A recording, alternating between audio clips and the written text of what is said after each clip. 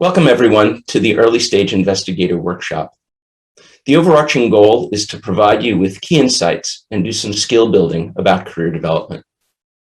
The running theme in which we are contextualizing the day is disparities research and disparities in training.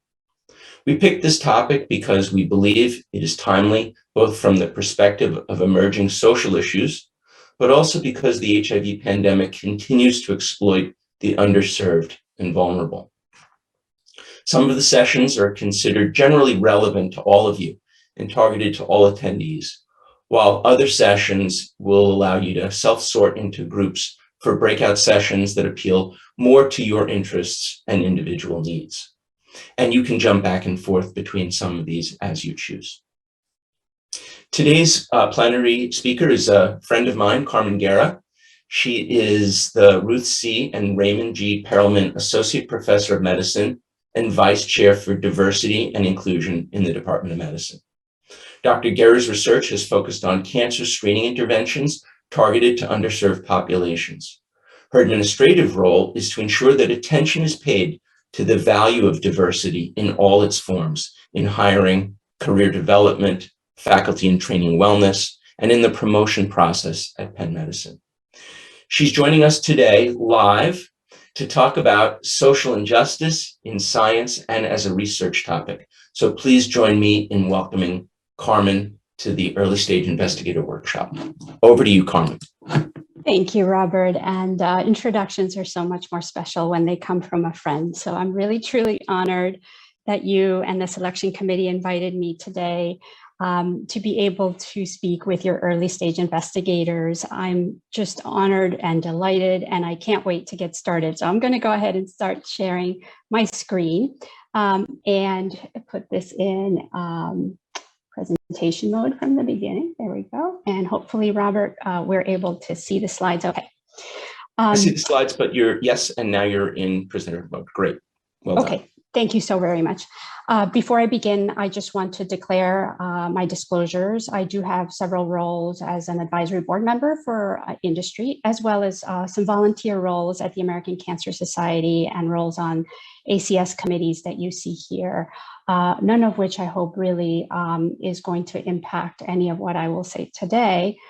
And here's the outline of what I wanted to touch on today. I wanted to bring this topic to you today because I thought it would be more interesting among the many things that I have been studying, and that's the racial disparities of NIH grant funding and success of obtaining that funding and the impact that that has caused. And then to think about why there is such a funding disparity, and then to think about what role does bias play. And then I'd like to end with the NIH's response, and perhaps we can together take a critical look at that response. So first, I'll begin by saying that systemic racism is very pervasive, and it is not a stranger to biomedical science and federal funding, where we do find evidence of systemic racism, as I will show you today. It all began with a groundbreaking study published back in 2011, which revealed for the first time that grant applications submitted by African American or Black PIs are less likely to be funded than applications submitted by white PIs. And subsequently, since then, the NIH has taken a series of steps in response to this data, many of which are ongoing and some of which have had mixed successful results. So let's look at that groundbreaking study. So back in 2011, Donna Ginther published this study where she looked at 7 years of data of NIH funding and the demographic characteristics of successful applicants. And what she found was, as you can see in the bar graph here, and Black or African Americans are in blue, Asians are in red, that there was a decreased rate in successful funding by those two populations. There was a difference compared to white of about 4%. Less successful rates in Asians and about 13% in Black applicants for R01 funding. And despite controlling for other factors, confounders, such as the applicant's educational background, country of origin, training, previous research awards, publication record, and employer characteristics, Blacks remain 10% less likely than white applicants to be awarded NIH funding. And in addition, she followed up with a second study, which actually demonstrated that it wasn't just a racial disparity, but there were gender disparities, and her research showed that there was intersectionality. She found that women submitted fewer R01 applications compared to men, and that white women PhDs and MDs were as likely as white men to receive R01 funding.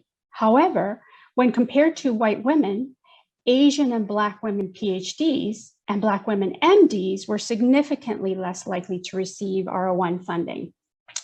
And so Black and women investigators who are new investigators were also more likely to submit only one application between the years that she was able to review. In other words, individuals who were not funded probably did not reapply or resubmit. The impact of this racial disparity in NIH funding is profound, because we all know that the currency for an academic career is NIH funding and publications. And so this has potentially disproportionately impacted Black and female scientists. Racial disparities in grant funding also reduce the chances of obtaining a position, a tenure track position, of being granted tenure once one is in that position, and of being advanced and promoted to associate or full professor. And ultimately, what happens is this disparity reduces the number of Black researchers and women in the biomedical sciences. And then we have this vicious cycle that fuels this perpetual low number, and sometimes in some departments, even absence of Black scientists. This gives rise to what's called the pipeline fallacy, and that's the mistaken idea that the lack of Black professors is due to the lack of candidates for these jobs rather than to systemic racism. And so what happens in most institutions is that this misconception leads to increased efforts in recruitment to bring new junior investigators into a system that's on change, where they again face the same difficulties, and oftentimes it results in the attrition of these junior investigators. So now that you know about these disparities, you might be wondering why they exist to begin with. Well, there's some data that has looked into this that I'd love to review with you. And it points to four characteristics. One is that the decision to bring applications to discussion during peer review study section meetings is disproportionate between Black and white, and that the impact score assignment to the applications that are brought to discussion also presents yet another racial disparity. Furthermore, the topics that these investigators choose to study are different, and I'll show you the data for that. And finally, we'll look at the role of bias. So first, this study by Travis Hopp showed that when he reviewed R01 submissions between the years that you see here, 2011 to 2015, where he reviewed almost 46,000 applications, he found that only 948 of those applications were written by African-American or Black applicants, compared with the 3,400 plus written by white applicants. And what he looked at first was the proportion of those investigators that came from institutions with the lowest quintile. And what he found was that there was a disparity there, 33.9% versus 22% white came from the lowest quintile institution for NIH funding. And so if you look at the top right, what happens next is among these applications, you can see disparities at all levels of the pipeline to funding, disparities between Black and white investigators. As you can see, the proportion of applications that were discussed was 44% for Black investigators versus 57.4% for white investigators. And therefore, there a very large gap of about 76% in the applications that are discussed. In other words, more applications submitted by Black scientists are being triaged. And then once applications are discussed, if you look at the funding rates, you can see yet another disparity here, with only about 24% of the applications from Black investigators receiving scores that are qualified for funding, compared to 30.8%. And ultimately, when you look at the final decision for funding, again, you can see a disparity of 10 versus almost 18%. And what Hop did was he provided the cumulative difference in all of these disparities and found that there was twice the likelihood of not being funded if the application came from a Black scientist. The other thing that he did was fascinating, which was he did a analysis of what the themes that were the themes of the application submitted by Black versus non-Black investigators. And what he found was that the top 8 themes submitted by Black investigators are shown on the left, and the top 8 themes submitted by non-Black investigators are shown on the right. And one important difference that you can see is that he saw was that a lot of the topics submitted by Black investigators had to do with issues involving human trials. And the topics submitted by non-Black investigators often clustered around non-human trials, more basic science oriented. And then he looked at the proportion of applications that were funded among these clusters, these top 8 topics, and looked at the differences, as you can see on the left, in funding rates, which is the percentage here for each cluster.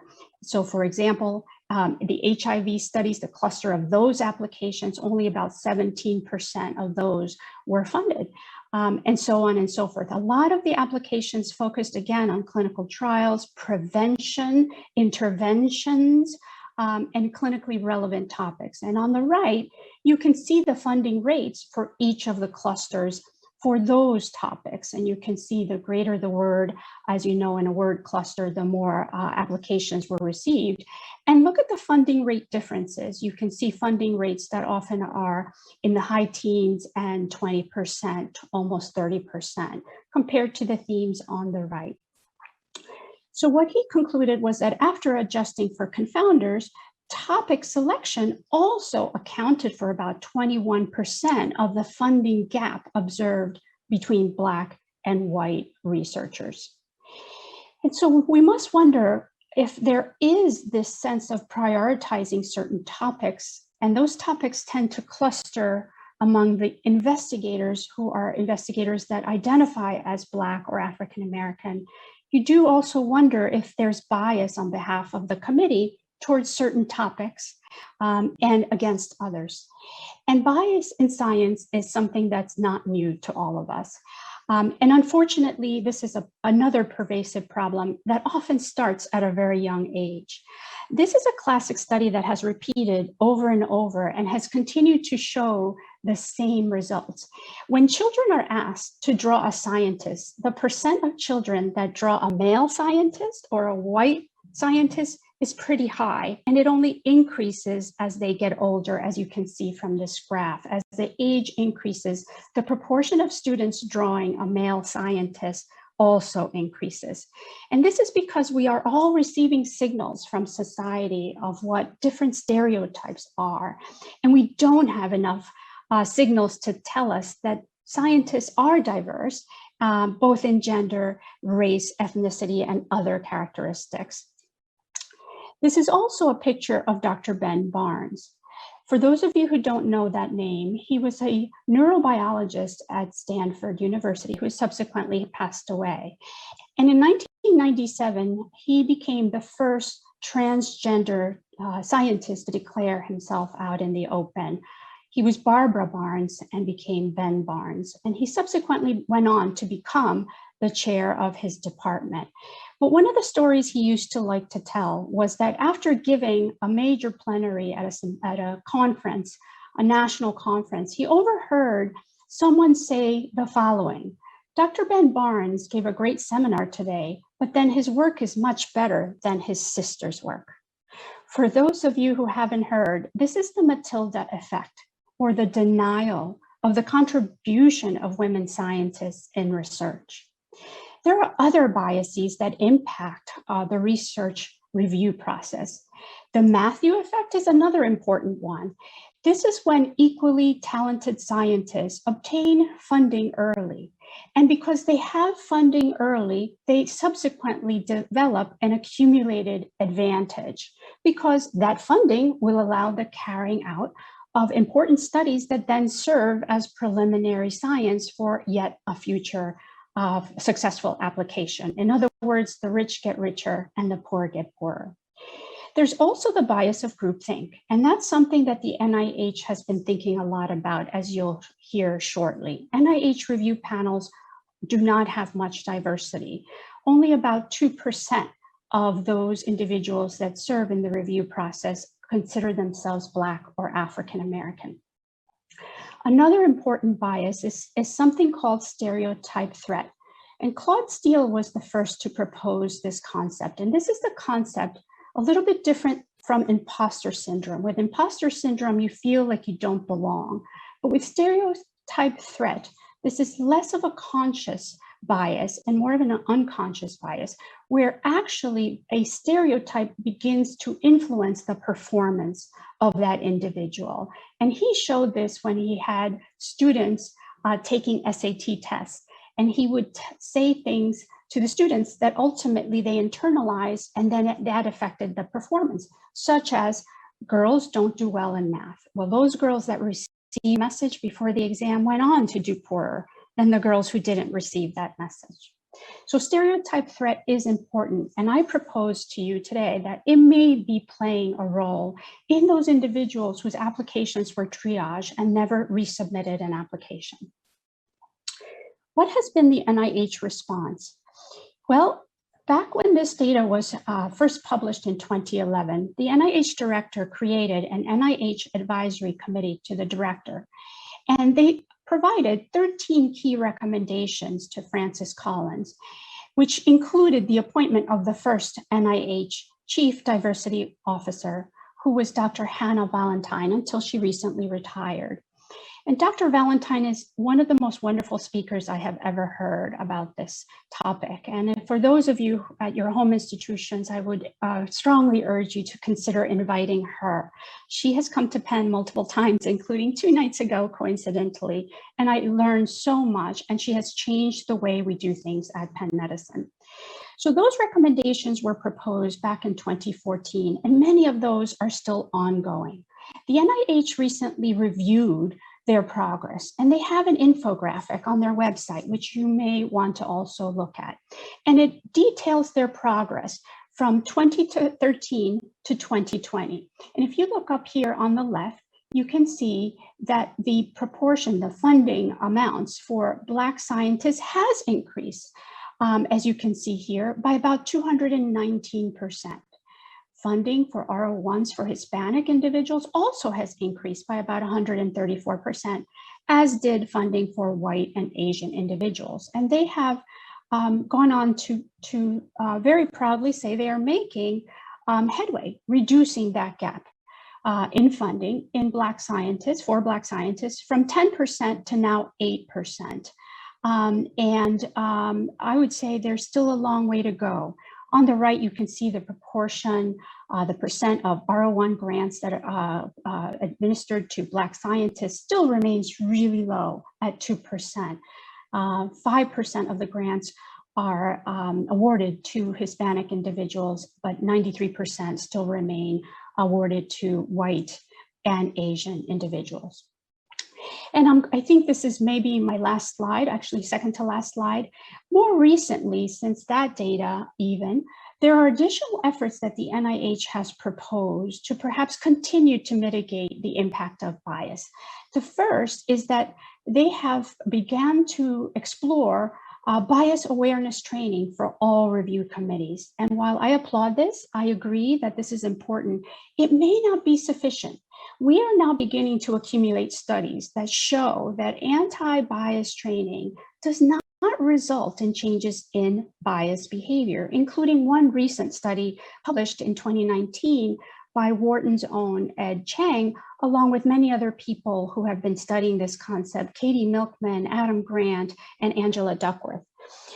In addition, they have proposed decoupling the science idea aspects of a grant from the review process and decoupling those from the person-based aspects. In other words, separating the significance, innovation, and approach sections of the applications to be reviewed by one group from the person-based aspects of the investigator and the environment, so that those latter do not bias the scores of the former.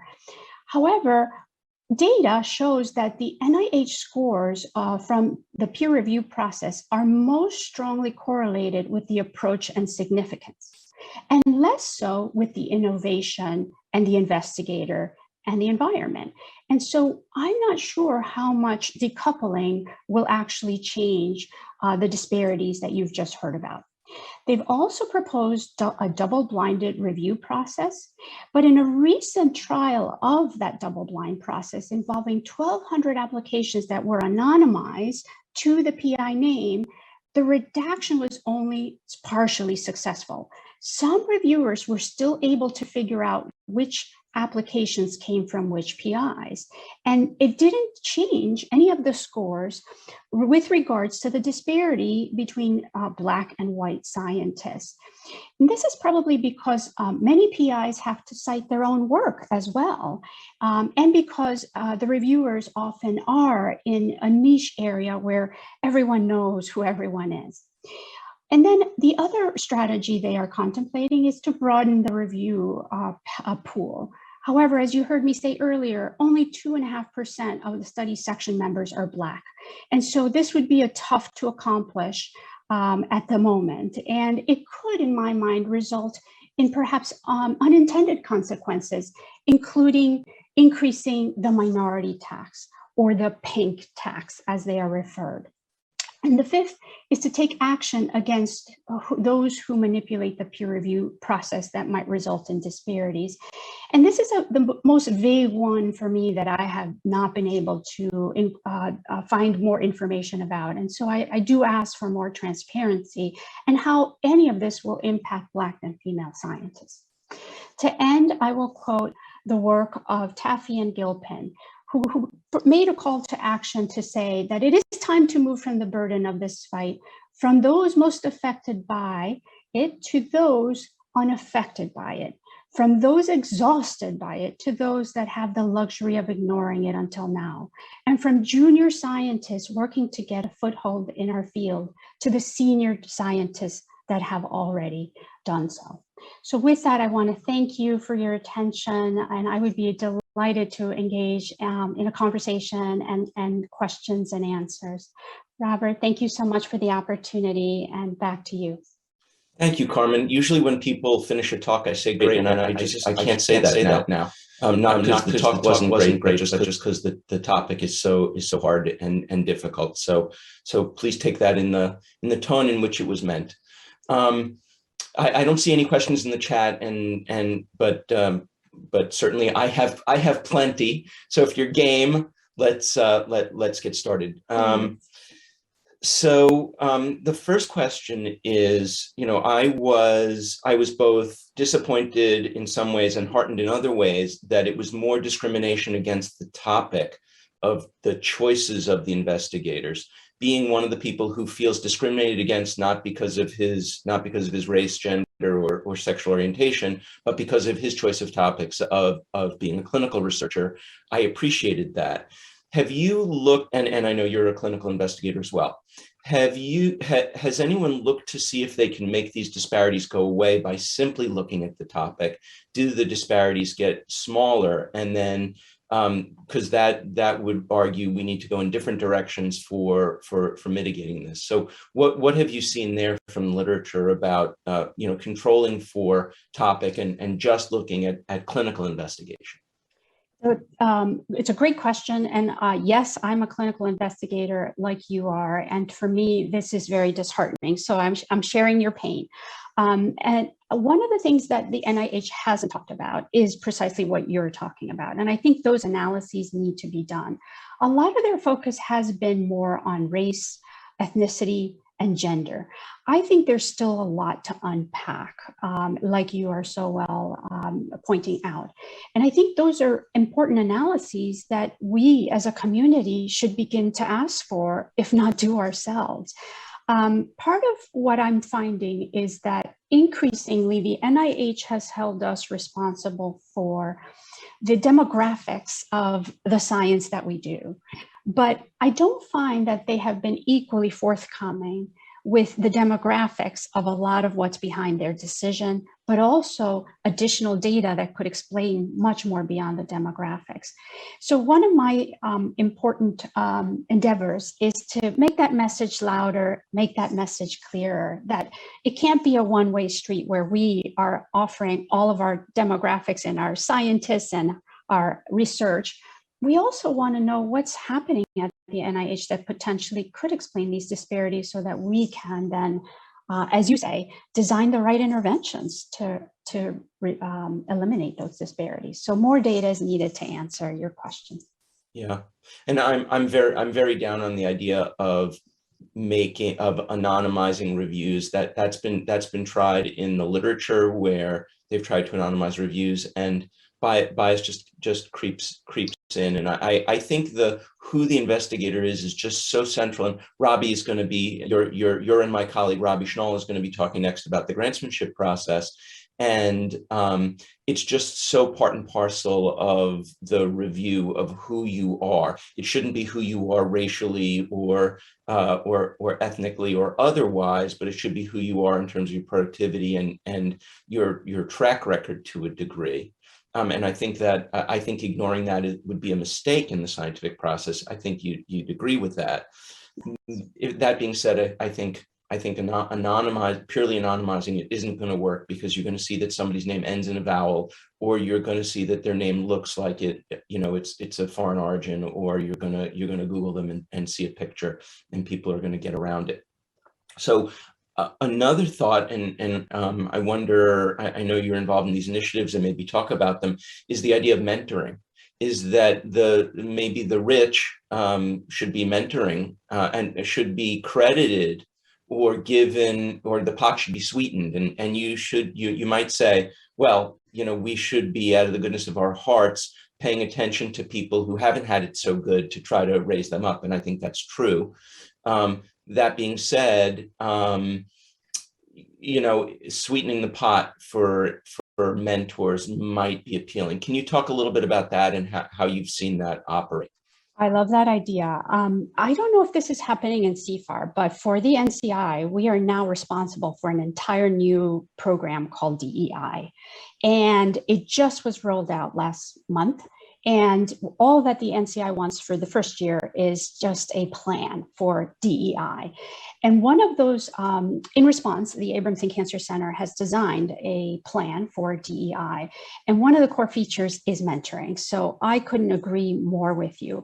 And your question about how do we incentivize mentoring of underrepresented minorities, of women, I've been thinking about that as well. And part of what I think we should do is perhaps make additional funding available for those mentors so that they can begin to do the research with their mentee in the mentee's area of interest. So I think that you're spot on. It's a core feature of what we're going to propose, and you have to have incentives. It can't just be taxing the best mentors in your institutions, because that will backfire, of course. Yeah, and to comment to respond to the question about CFAR, we are also responding to that. We have a few initiatives. We have the Adelante initiative, where we're focused on studying Latinx populations, but affected by HIV, but also trying to enrich the mentee pool. And then we've also started an initiative with historically Black colleges and universities, where those kinds of partnerships lead to pipelines. This is going to take, I think we need metrics along the way. This is going to take a long time. As somebody who works in Botswana, where I've been mentoring some really talented junior folks, it's still going to take them another half generation to be the independent ones and really being the ones garnering the grants. So we're going to have to have interim metrics that we rely on, because the concrete ones that you pointed to, I think, they're still a ways away. Agreed. And we're also looking at those intermediate metrics, including the culture. A lot of underrepresented minorities feel isolated and not included. And our NCI mandate not only has holding us responsible for increasing the pipeline, but also advancing them to leadership roles. And so I think that there's a whole set of different interventions for that goal.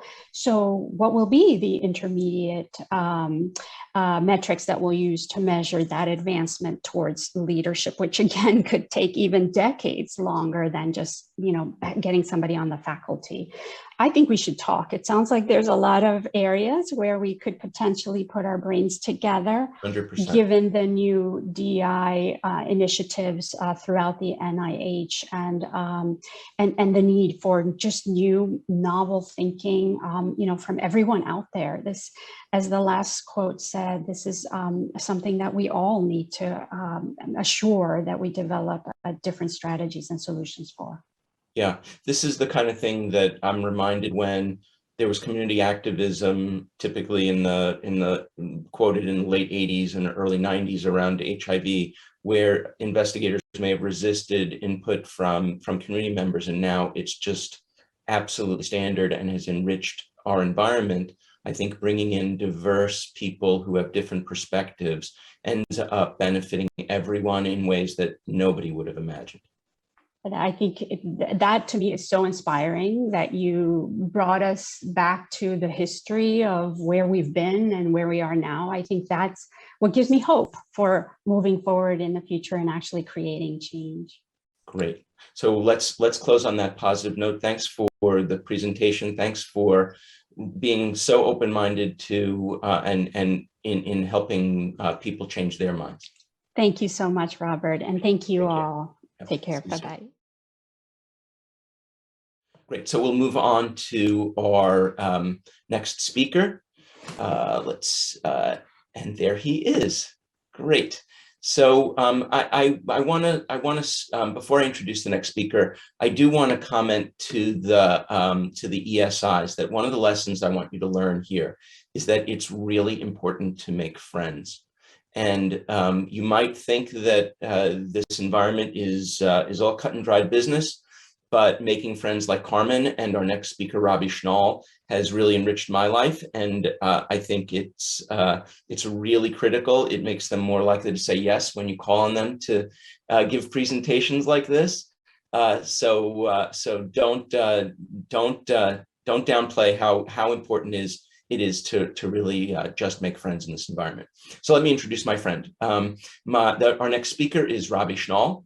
He's professor of psychology and psychiatry and the director of the Center for Interdisciplinary Research on Nicotine Addiction in the Abramson Cancer Center at Penn, where he actually collaborates with Carmen Guerra as well.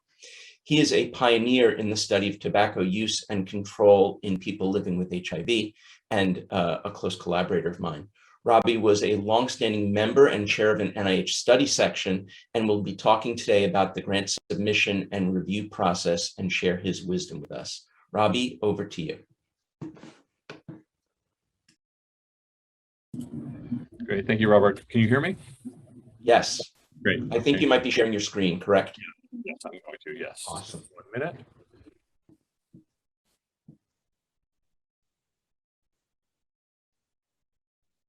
Have to make sure I have it on the right setting. You guys see my screen now? Yep. If you just go to the bottom corner of the slideshow. Yeah, and I need to also. You're in presenter mode. Yes, I just need to change that. Give me 1 second. How's that? Perfect. Great. Thank you very much, Robert. It's totally my pleasure to speak with you and share some of my experience. And let me just, as a caveat, say that this is just my experience, not everybody's experience with the grant review process. It's I'm going to share with you just some basic information and the nuts and bolts of how you submit and how grants are reviewed, how you can think about some issues around what I have seen as very common kinds of issues that have come up from reviewers, and sort of some of the ingredients around what I see as being associated with some more successful grant applications. We refer to the grant review committees that Carmen had mentioned before as study sections, and this is public information. You can access what they are, who they are on this website. It's coordinated by the Center for Scientific Review, CSR, which is a arm of the federal government. It's somewhat independent of NIH, but works in very close collaboration with NIH. They handle about 75% of all NIH grant submissions. You may ask what happens to the other 25%. Well, they are handled individually by study sections that are overseen by the individual institutes. It actually used to be far more common for grants to be handled by the individual institutes, and it's over time, the proportion of grants that are really handled by CSR has increased.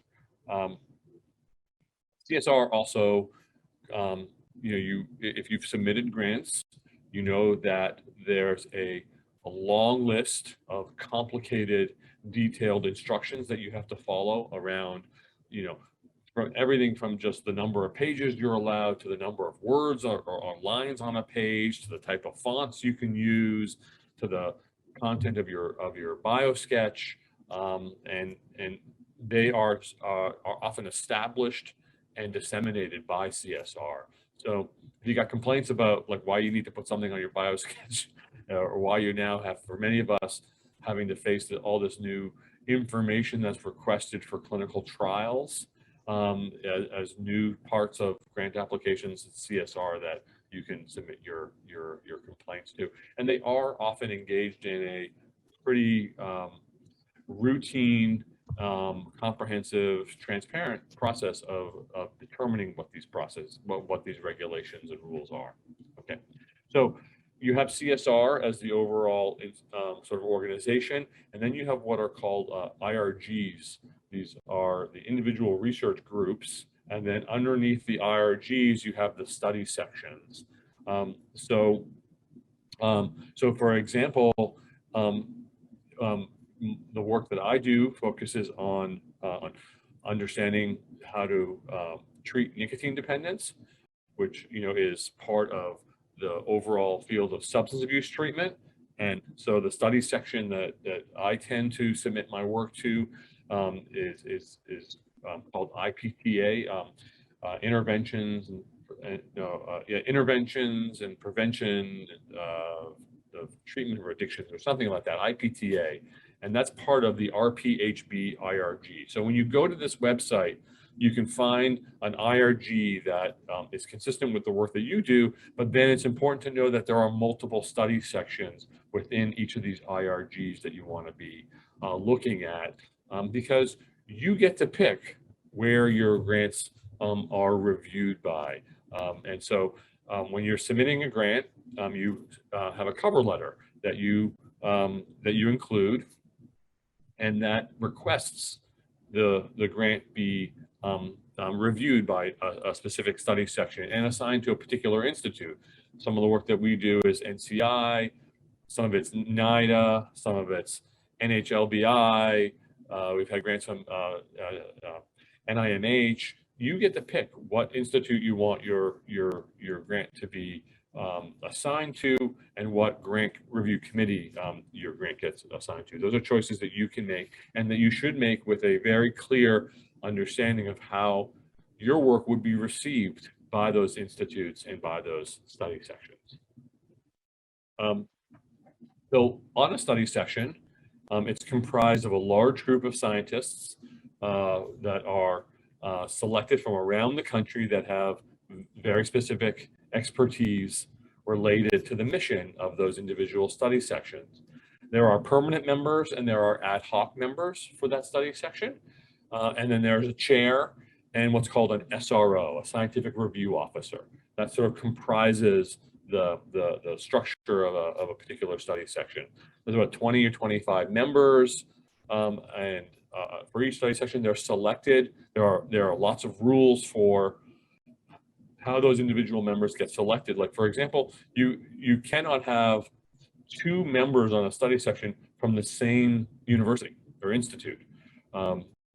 You need to have balance geographically of members of that study section, and gender and race are also issues that are attended to by the SRO and other CSR representatives when they're putting together a study section. You're a permanent member of a study section for 3 to 4 years. The chairs are often overseeing a study section for at least 2 years. That often can be extended. And usually the chairs are members of the study section, selected for their experience and skill. They obviously have experience in the relevant field. So like on IPTA, for example, we all have experience with developing, studies, running studies that are focused on treatments for substance abuse. It's general substance abuse. There's tobacco, alcohol, methamphetamine, gambling is even part of our study section because it's an addiction. It's comprised of all individuals who have a lot of experience running the kinds of clinical trials that I do.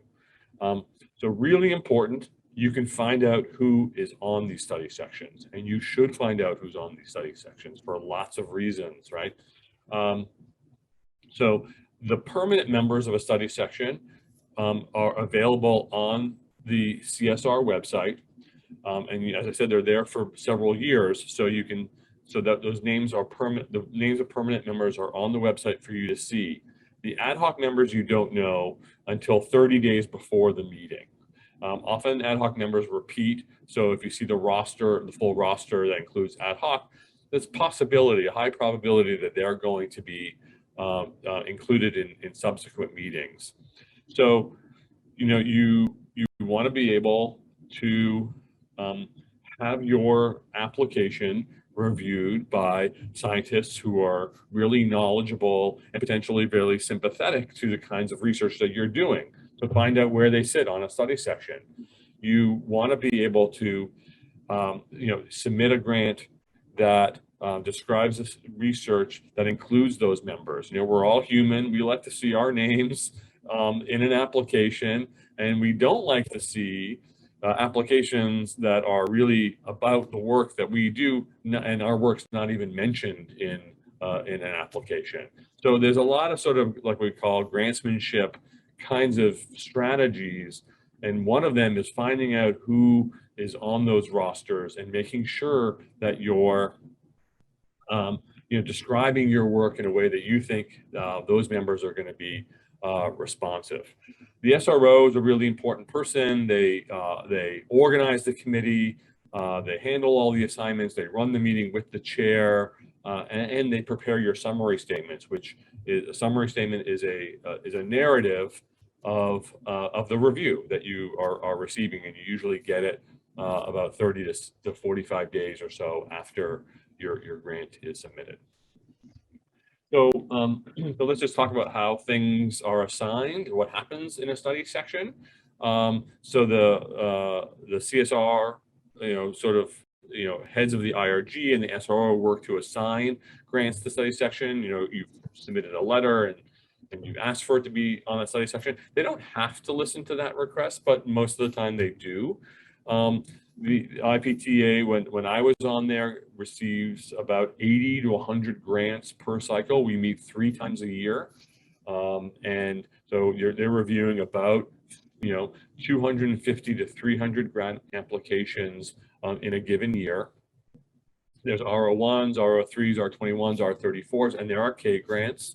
Then there are new investigators, and there are established investigators. You should really be familiar with what it means to be a new investigator or an early stage investigator. There are very clear guidelines posted on the CSR's website, because there's an advantage to individuals who are early stage investigators and new investigators, and that pool of applications is separated from the established investigators and reviewed separately, and the pay lines are usually higher for early stage investigators and new investigators. You only get to use that status once, so use it very carefully. Each reviewer gets about 7 to 10 applications. Conflicts of interests are taken very seriously. There's a range of very specific criteria for what determines a conflict. It's very liberal, meaning that very kind of what you may think as are superficial, cursory kinds of relationships are seen as conflicts, and so you can't. I couldn't review Robert's grant, for example, which would make sense, but I can't review any grant from anybody at the University of Pennsylvania. And of course, there's thousands and thousands of faculty, many of them I don't know, and doing work that may be completely unrelated. It wouldn't matter. If it's from the University of Pennsylvania, it's a conflict, and I couldn't serve as a reviewer. Now, you get 2 bites at the apple for grants. You get to submit your grant. You get, if it's not funded the first time, you get to revise. It's called an A1 when you're submitting a revision. Most of the time, when A1s are submitted, you get 1, 2, sometimes the 3 same reviewers. Not all the time. You could get 3 totally brand new reviewers. And there's a lot of variability in how reviewers approach A1s. You have the extremes. You have some reviewers who really just stick to whether or not the applicant was responsive to the concerns that were raised in the previous review. So the other extreme, where reviewers think, I'm going to look at responsiveness, but I'm also going to look at this application, and if there are concerns I have that weren't raised before, I'm going to raise them and score accordingly. So you can get that full range of experience. So we get our assignments. We get 4 to 6 weeks to submit them. They're due a week before. We get to see as reviewers what the other scores are, what the critiques are, and good reviewers will look at those reviews beforehand from their colleagues. And if there are differences of opinion, we'll look at those reviews and be ready to have a lively and healthy debate about potential differences of opinion. So going into the process, there's a pre-meeting ranking of those applications. It's a little counterintuitive. The best score that you can get is a 1. The worst score that you can get is a 9. I alluded to before, we separate the grants, and not every study section does this, but a lot of them do it. You have the established investigator R01s in one group, you have the new investigator R01s in another group, and then you have all the other grant mechanisms kind of pooled together and discussed in separate sections. They'll do all the Ks, they'll do all the R34s, all the R21s. Now, generally, only about 50% of the applications are what we call discussed. The other 50% are what we call triaged or unscored or not discussed. It's just not feasible to have, as I said, 80 to 100 applications. You can spend 10 to 15 minutes, sometimes more, on each application. You can just do the math. It's not feasible to get 25, 30 people.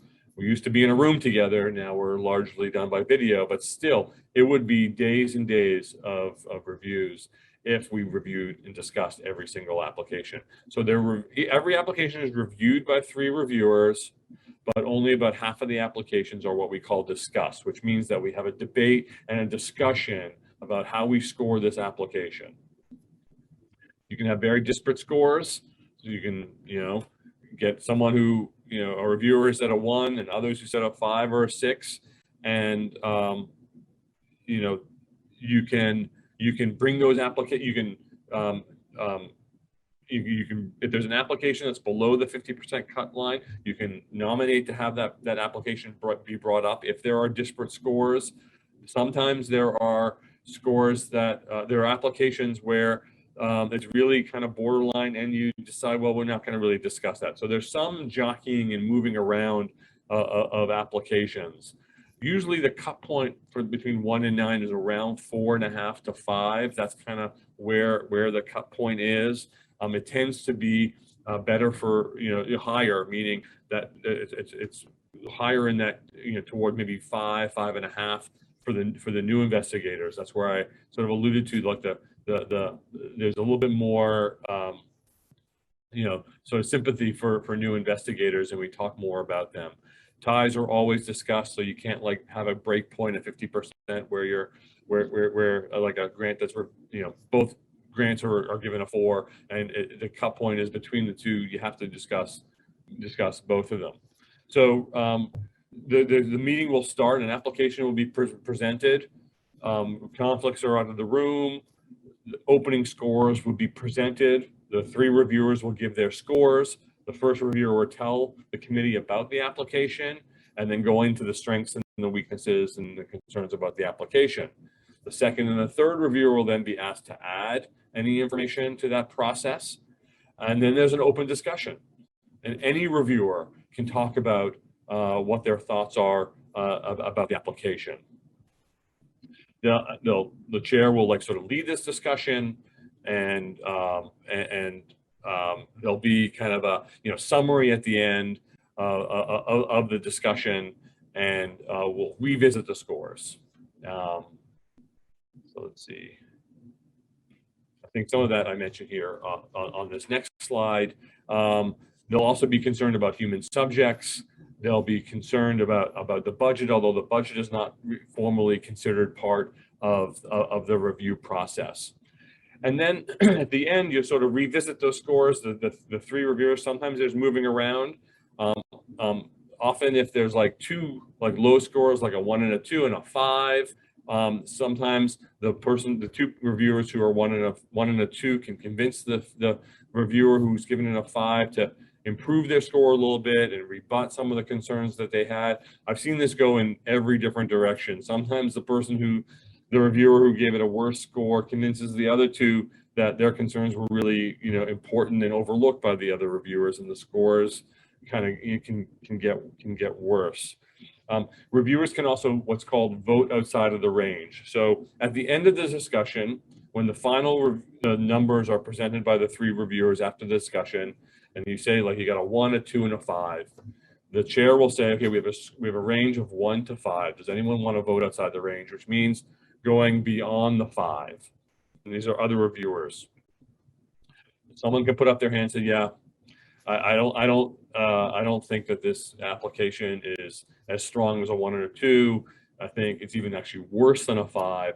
I'm going to vote outside the range. And they often have to provide a written description about why they're voting outside the range. And so that can happen. It happens probably 5%, somewhere between 5 and 10% of the time will a reviewer on a committee think that the range doesn't really encapsulate their concerns, or it could go the opposite way. Let's say you have a range of like 3 to 6, and there's some reviewers said, you guys have been really too harsh on this application. I'm going to give this a 2, and so it can go that way. That's rarer than reviewers giving it a worse score than is reflected by the range. So there's an opportunity for reviewers to revise their critiques. It was always very frustrating when you get the summary statement back, which is a review of your application, and the narrative was way better than the scores were, because that can happen if you've submitted a narrative and then been talked into a worse score during the review process. And so reviewers are often asked to revise their narrative so there's consistency between their score and the narrative. The CRO, as I said, is responsible for compiling the discussion into one paragraph that opens up your summary statement. So if a discussed application, you get your score, which is also percentiled. So you get a score from which is 1 to 9. It's there's 30 reviewers, the 30 scores divided by the number of reviewers. That's your score. But then your percentile. So the percentile is your score relative to, I believe it's the last 3 meetings of the study sections. So where your score lands in the range of all 3 of your study section and the previous 2 study sections. If you are, everyone gets that score and percentile. Now, if you're not discussed, you just don't get the opening paragraph summary of the discussion of your application, because there wasn't an open discussion of your. Actually, sorry, if you're not discussed. I can't remember, Robert. I think you don't get a number, right? You don't get a number. You don't get a number, and you were exactly right. You don't. Since there was no discussion, there's no summary of the discussion. You just get the raw initial critiques of the 3 reviewers. Exactly, and you get the individual numbers of the reviewer that the reviewers gave you for the components. So then you get your summary statement. You can think about an A1, and so forth. So just some observations about my experience with submitting grants. So people get not discussed. It's very disheartening, very upsetting for many of us. I have been there. I imagine other people who are on this call have been there too. And you should know that you can go from not discussed in the initial review of your application to a funded score on an A1. That's happened to me. I've seen it dozens and dozens and dozens of times. So, and, you don't really know where your score lands, right? If you get a not discussed, you could have just missed that cut point, right? You could have been really just at that 50th percentile, and so you don't really know, and so that's where you could be really you can move and you can be very responsive to the critique. Whenever we're reviewing an A1, the reviewers always start the same way. This application has been very responsive to the critique, or this application has only been modestly responsive to the critique. This idea of like framing the review of an A1 in terms of how responsive it was to the critique is always the first thing that comes out of reviewers' mouth. So when if you get it unscored, or if you just got a scored grant that didn't get funded, you got to come back with a grant that is incredibly responsive to the concerns that were raised. You can't be argumentative. Doesn't mean you have to address everything that was considered, but if you're not going to address some concern, you better have a really great reason, and it better be really persuasive. In my experience, I've written grants in 3 weeks, and I've written grants in a year. My experience is I've been more successful when I spend much more time working on a grant idea in the submission process than if I spend less time. So be very patient with your work and try not to rush it. I have the mother-in-law test. I give my ideas. I try and explain my studies to my mother-in-law, and if she understands it and thinks it's a good idea, I think it may be worth pursuing.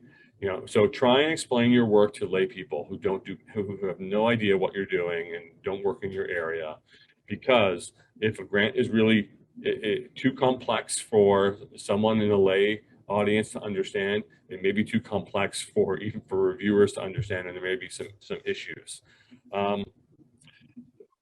Be certain that you have all the right people on your team. If you're doing qualitative, there's an error I see all the time.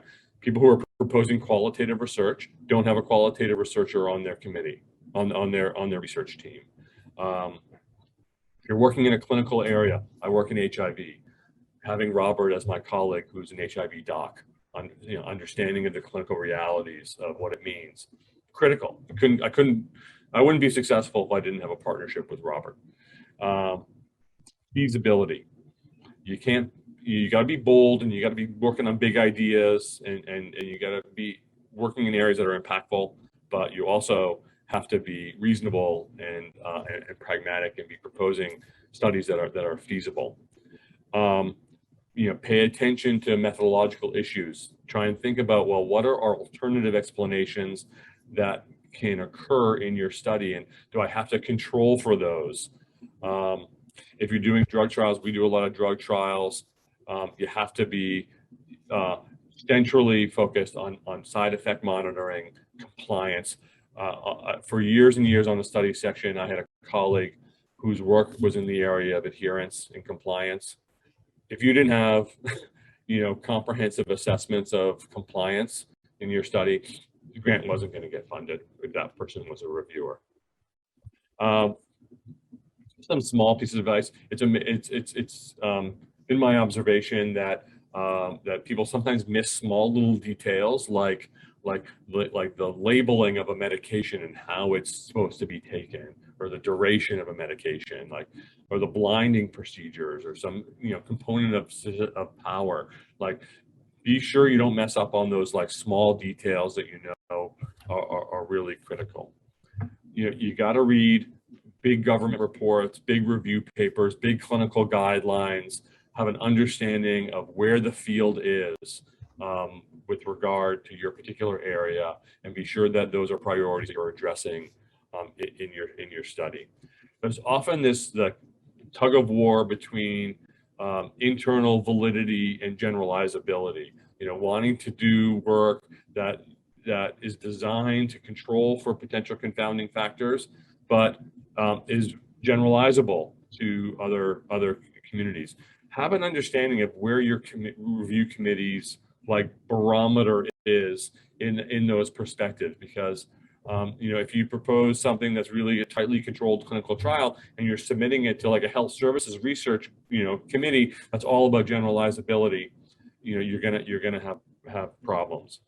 Pilot data, always essential, but don't put bad pilot data in your study. I've seen this before. It's remarkable, and it's not critical. I've seen grants get funded, including I've submitted grants that we haven't run the exact study that we're proposing in a small way, but we've done various components, or we have a really good rationale for it, and that's based on some results from our study.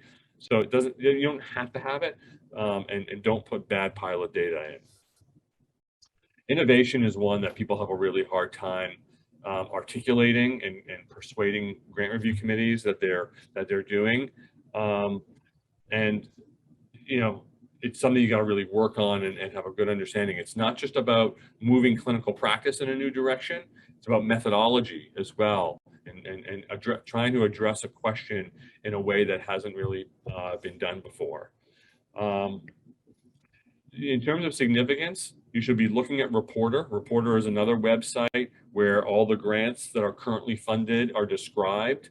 I've seen many times where a grant will be discussed and it's getting a bad score because there's the exact study funded already that a reviewer is familiar with and says, oh, you can look at Reporter and this grant is doing exactly what this person's doing.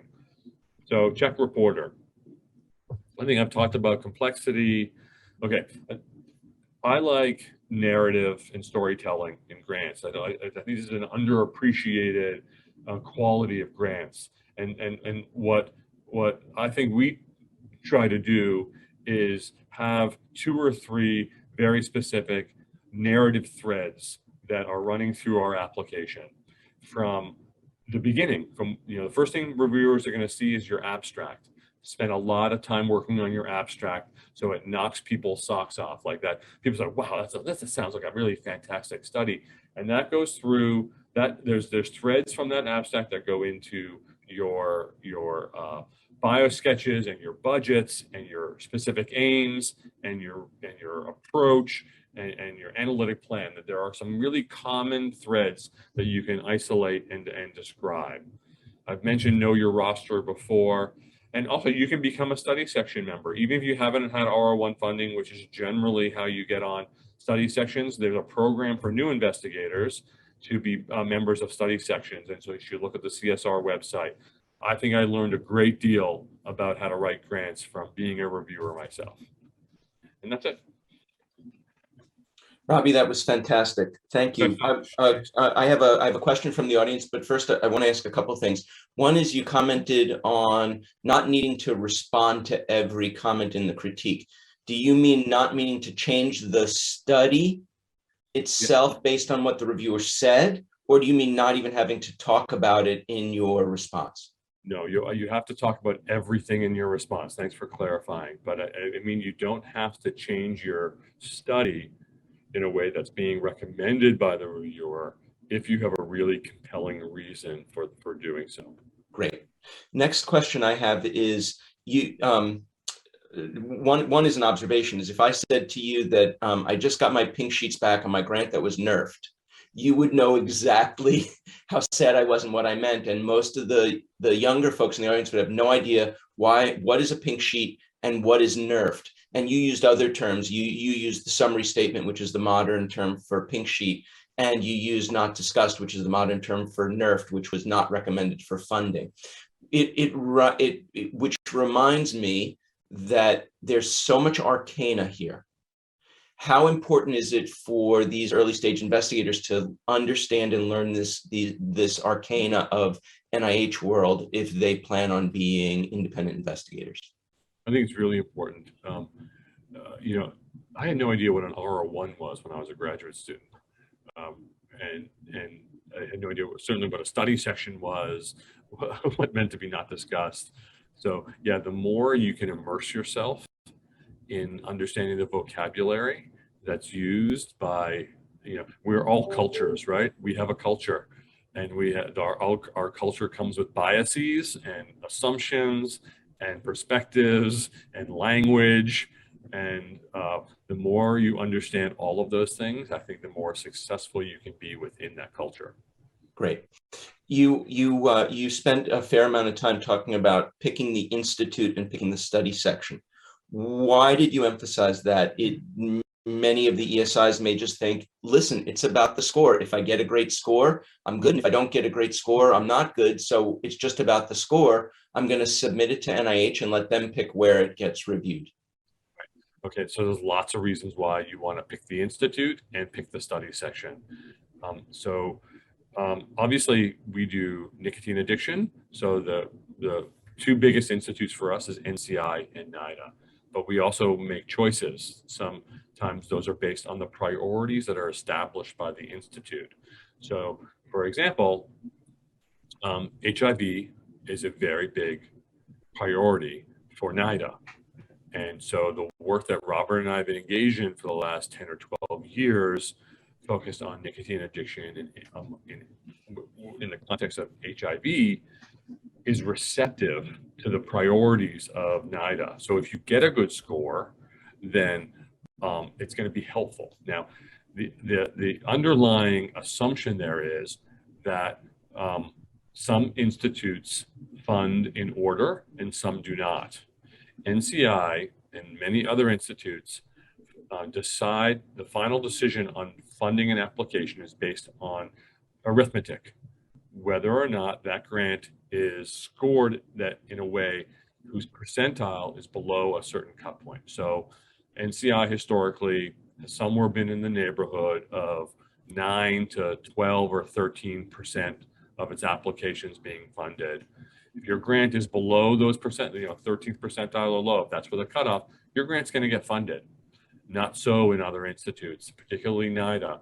NIDA, they won't make this clear, but my read on it is that anywhere up to about the 25th percentile are grants that may get considered for funding based on whether they hit a priority. And so, Robert and I have benefited from this, where we have had our R01s that have been percentiled at 17%, 18%, been picked up by NIDA because and we don't know this for sure, but it's possible that grants that were 9th percentile in that same round were not funded because they weren't HIV and ours were HIV.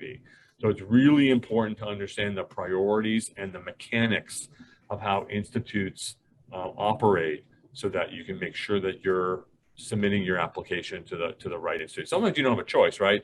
Like we submit to RFAs RFAs are for particular institutes and you don't get a choice. Right. And Robbie, the ESIs will have a chance to talk to the program officers late this afternoon. and I think I think those are the people that you want to chat up and say, hey, I've got this idea. Oh, I know the PO you should talk to, or I'm the right guy for you to talk to, or woman for you to talk to. Let's talk about your grant, and they'll give you advice. So talking to the program officers is really important, and I hope the ESIs will be able to stay on late this afternoon East Coast time to meet some of the POs and talk to them. Okay, a couple more questions. And Igho, these are burning questions, so hopefully you can hang on a little bit. I apologize for delaying you, but absolutely, I'm learning a lot. Great. Thanks for your patience. Yeah. I want to make sure the ESIs get their questions, and they've come in a bit late, but late is better than never. So thanks for your patience. Okay, so one of the questions, Robbie, was. And Igho, you're equally qualified to answer these, so maybe we make it a discussion even before I introduce you. Robbie, one of the questions was, if you're an underrepresented minority, you have a lower funding rate just by odds. Should you be putting in more applications if you're that person than say some white male? Should you be putting in more applications in order to have a hit rate, or should you be spending more of your time prepping the grant? What kind of advice would you give to a minority investigator who's battling that uphill battle? Igho, do you want to field that one? I mean, you're a minority investigator. You may want to. You go ahead, and I'll add to it if I need to. I would. So, if this is coming from an early investigator, a new investigator, there are Ks, Career Development Awards, that are specifically focused on supporting underrepresented minorities. So I would say that's your first, that should be your first thought, is looking for mechanisms that are specifically designed to promote diversity in our scientific community. The second thought I have is that I would really, I don't want to recommend having to put more applications. I think that would be an unfair and grossly inequitable recommendation to provide.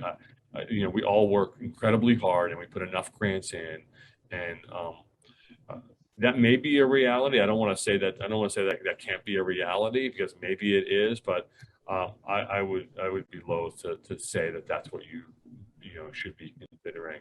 I think the first place, and maybe we'll see more of this. Maybe we'll see more mechanisms from NIH beyond the Career Development Awards that are taking the kinds of recommendations that Carmen was talking about more seriously, and including, we have structural racism. We need structural solutions. We can't just be thinking about, oh, let's try this, let's try that. We need bold, serious efforts to solve these problems. And I think the data are, really problematic with regard to the number of underrepresented minorities in our community. And we need to be thinking, boldly about, we think boldly about our science. We should be thinking boldly about solving, these serious public policy problems. Igho, do you want to chime in? No, I completely agree with Robert, and I think a lot of these structural racism, structural discrimination are things as a minority investigator you don't have control over, and so do not take it personal. That is the first advice. The second thing is to address the things that you have control over, and I think those are some of the things that Robert has nicely gone through. Take the pain to submit as near perfect application as you can. Do the things that you have control over, and then we need to continue to fight to change the system so that there's an equitable review process. In the spirit of the way study sections go, as the third reviewer, I have nothing to add and will not take any more time.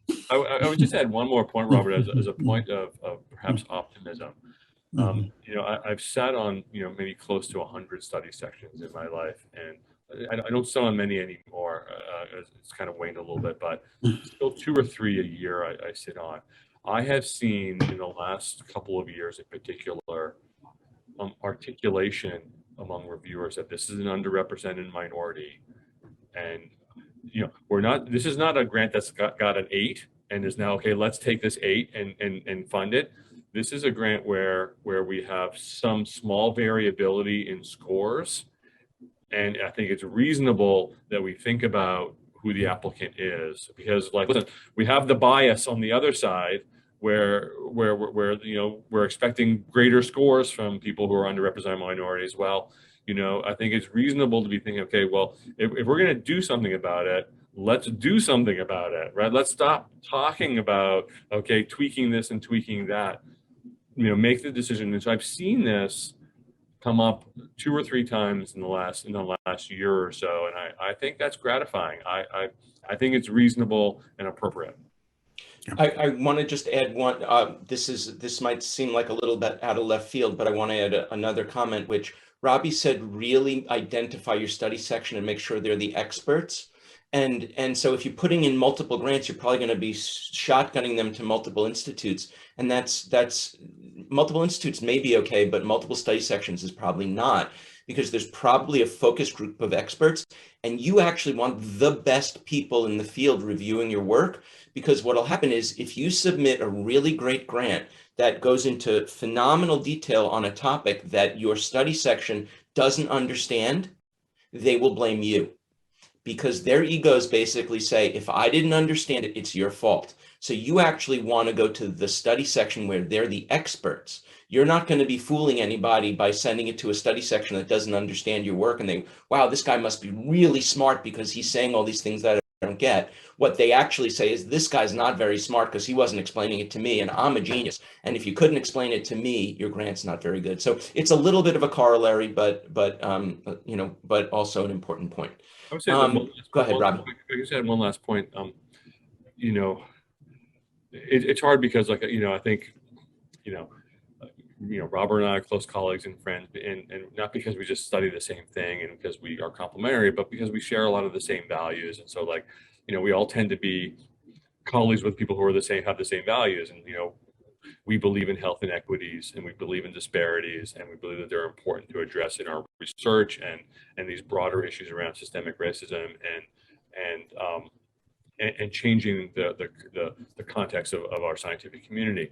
So I can't say my experience is wholly representative, but I do see a sea change in the last couple of years across my colleagues, across study sections, across people from NIH and NIDDK, where disparities in health equities and the issue around underrepresented minorities is taken as a serious issue in a way that has not been taken before. And so I'm not saying we've solved this problem at all, but I am more hopeful today about things being different in 5 years, in 10 years than I ever was before. Great. 2 more questions. One I'll just handle as a logistical question. The other one for you, Robbie, is you mentioned the idea that grants sometimes go to the same reviewer, sometimes they don't.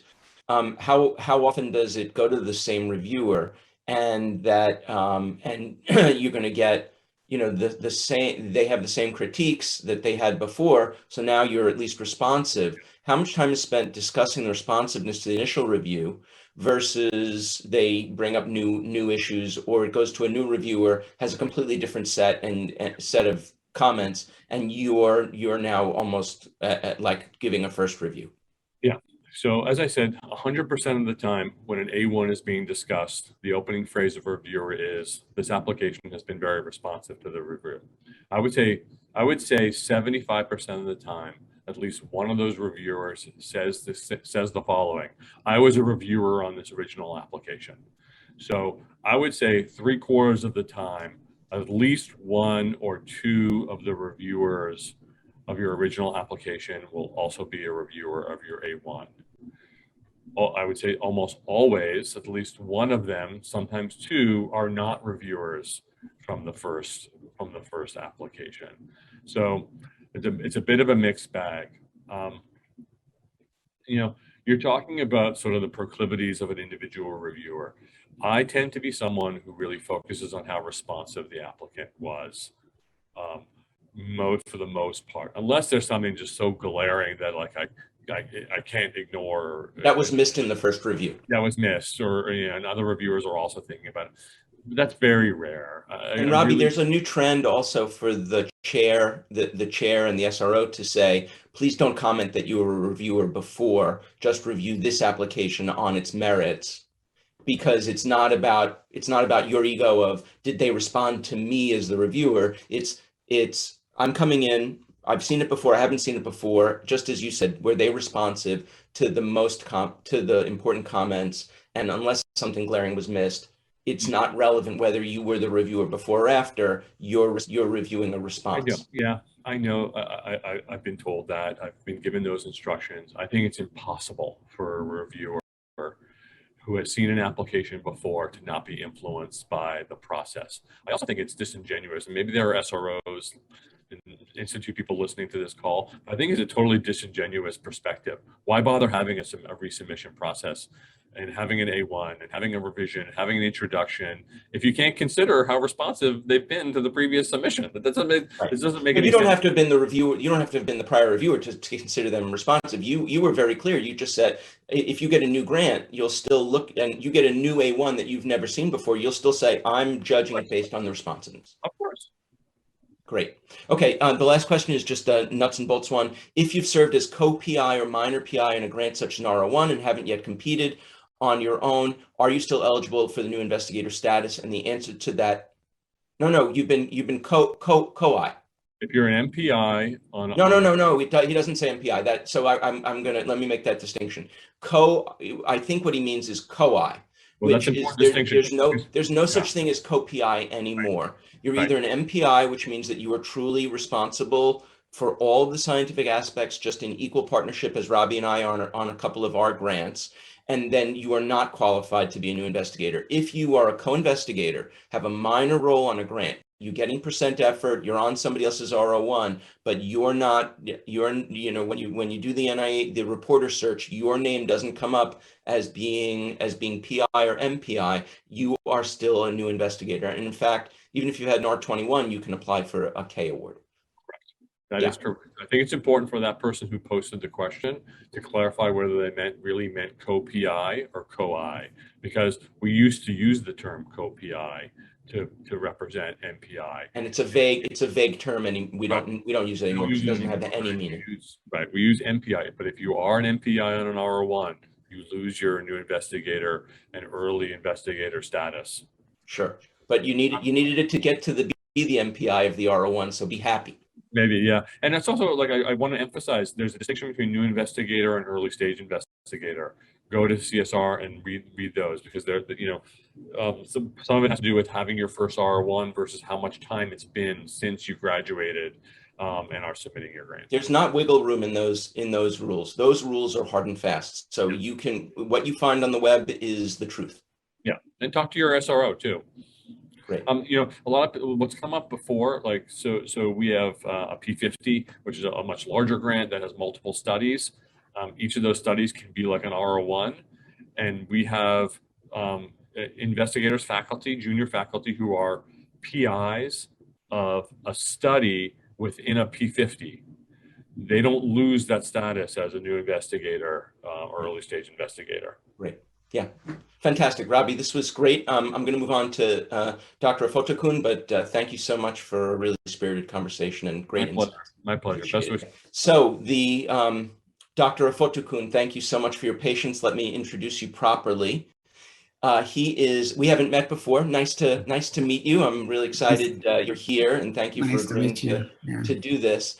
Dr. Ofotokun is professor of medicine in the ID division at Emory University School of Medicine. His career has focused on clinical and translational research, particularly clinical trials to improve outcomes in women with HIV. Today, he'll be talking to us about the important topic raised just before, innovation and impact, what they are and how to achieve them. Dr. Ofotokun, welcome. Oh, thank you very much. I really appreciate the invitation and the opportunity to share with this wonderful group of early stage investigators. And like Robert, the previous speaker, I spent a lot of my time on this study session. I actually served from I think 2013 to 2019 as a permanent member of one of the study sessions related to HIV. And before then, I served, I think, about 2 or 3 years as an ad hoc member of that study session. And one of the things it was really interesting listening to Robert share those tips. And one of the tests I give to myself when I write my grant is the grandmother's test. If my grandmother cannot understand my application, then it's a little too complex for anybody to understand. So today I was asked to just share my thought on innovation and impact and how you really, how do you know if you have achieved them? And so I am going to walk you through it. Hopefully I can catch us up on time. Let's see here, see if I can advance my. So one of the things that I want you to think about, first of all, is just when you think about these two topics of impact and innovation, is to think about what the mission of the NIH is, and then the priority of the various institutes. There are 24 of them that make up the NIH. So NIH is funded by Congress. They get a lot of money, and a vast majority of that money, about $40 billion a year, 80% of them is invested in people like you listening to this conversation today. And they have a specific mandate. Congress is giving them this money for a specific reason. And so you need to really think about what the NIH is looking for. And if you go to the website of the NIH, their mission statement is clearly written. So the mission of NIH is to support science in pursuit of knowledge about the biology and behavior of living systems, and to apply that knowledge to extend healthy life and reduce the burden of illness and disability. And so all of the institutes have their priority, and a lot of their priority are aligned with this broad mission of the NIH. And every grant, every dollar that the NIH invests is looked at in this lens. They have this overarching goal, that is the way the NIH invests their money. They want to see if that application, if that dollars is helping, to achieve this critical mission of the institute. And when they have to go back to Congress, you and I, to give account, they want to be able to say, yes, we funded Robert Gross, and this is what his work was able to do in accomplishing our broad mission as an institute. So I became a reviewer for the NIH very early. At the time NIH, early in my career, at the time NIH was making a lot of changes to their review system.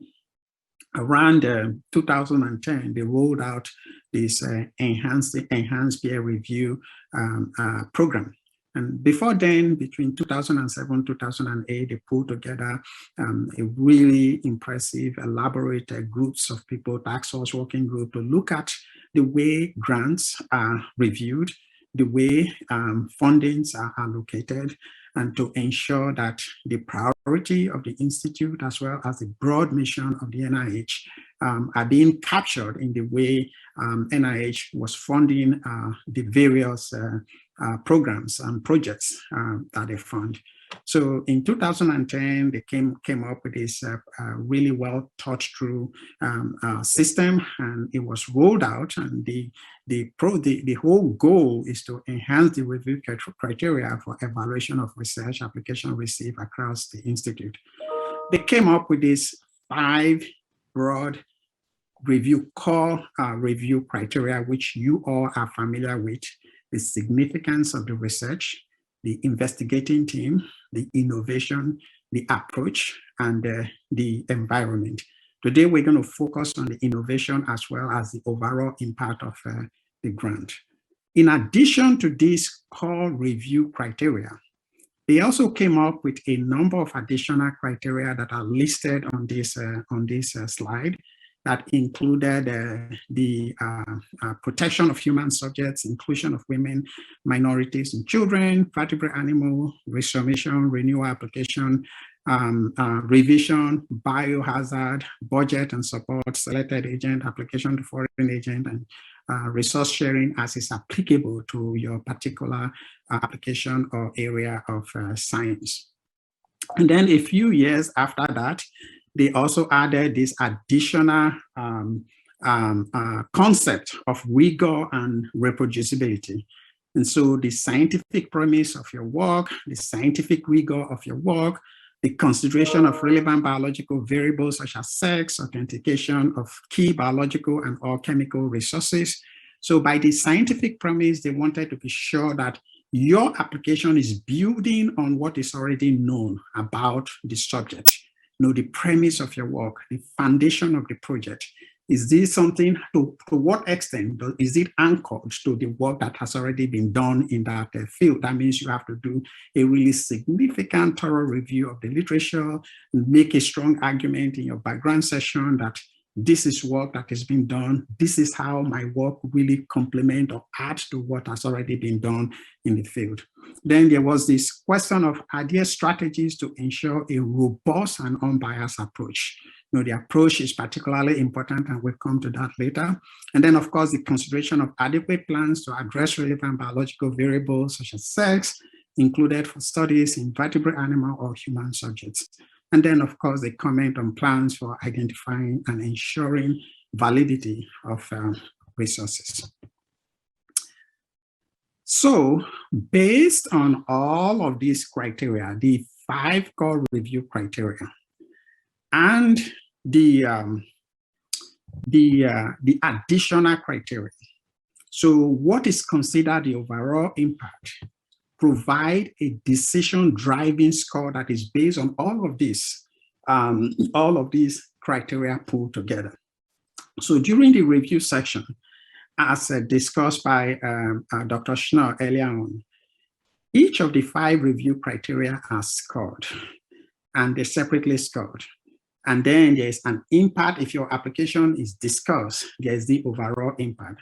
And this impact, this score is supposed to provide to reflect the likelihood that the project, the likelihood for the project, your project, to exert a sustained, powerful influence on the area of science that you are interested in, taking into consideration all the core review criteria, as well as the additional review criteria. So the impact score, as you heard earlier on, is presented in a Likert scale of 1 to 9, where 1 is exceptional and 9 is very poor. And then they are divided into two different categories: high impact, medium impact, and low impact. So what do this mean? So there are 2 things that really drives this classification of whether a project is high impact project versus medium impact project or low impact project. Usually a score, an impact score that falls between 1 and 3 is considered high, 3 and between 4 and 6 is medium, 7 to 9 is low. So 2 things. So a high impact application has to meet this bar of sustained, powerful influence on your area of science. So there are 2 things to consider. What is the significance? How important is the work to the field? To what extent does the work you're doing really change the paradigm? What really drives it? So the significance of the work and the innovation of the work is considered one part of that decision driving score that makes up the overall impact score. The second part of it is the operations, the setup, the technical aspect of the work, which takes into consideration the team, the investigating team, the approach, and the environment and your setup. So the way this is interpreted in study session is that if the work is highly important, addressing an area of high significant public health problem, and there is little or no technical issues, minor technical weaknesses, that application will fall into the high impact application of either a score of 1, 2, or 3. That is, the subject matter is highly important to the field, and the technical aspect of the application is well packaged. Then the second part, the medium impact application are those where, first of all, either the impact is moderate, and then no technical glitches. There's no operational issues. No, the setup is right. The investigating team is well pulled together. The environment is right, but the impact is moderate. Is rather moderate. Will fall into that medium field. Or on the other hand, it's a highly important subject, but the technical aspect of the application has several weaknesses that needs to be fixed and can be fixed. That falls into the medium part. The low impact studies are usually where it's not of major importance. The importance is either low, and there are so many technical weaknesses in that application. So let's go through a few things that about the impact score.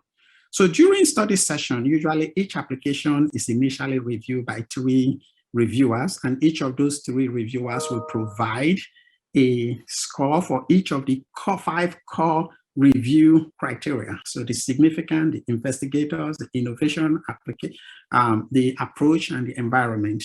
Each of them will provide their review.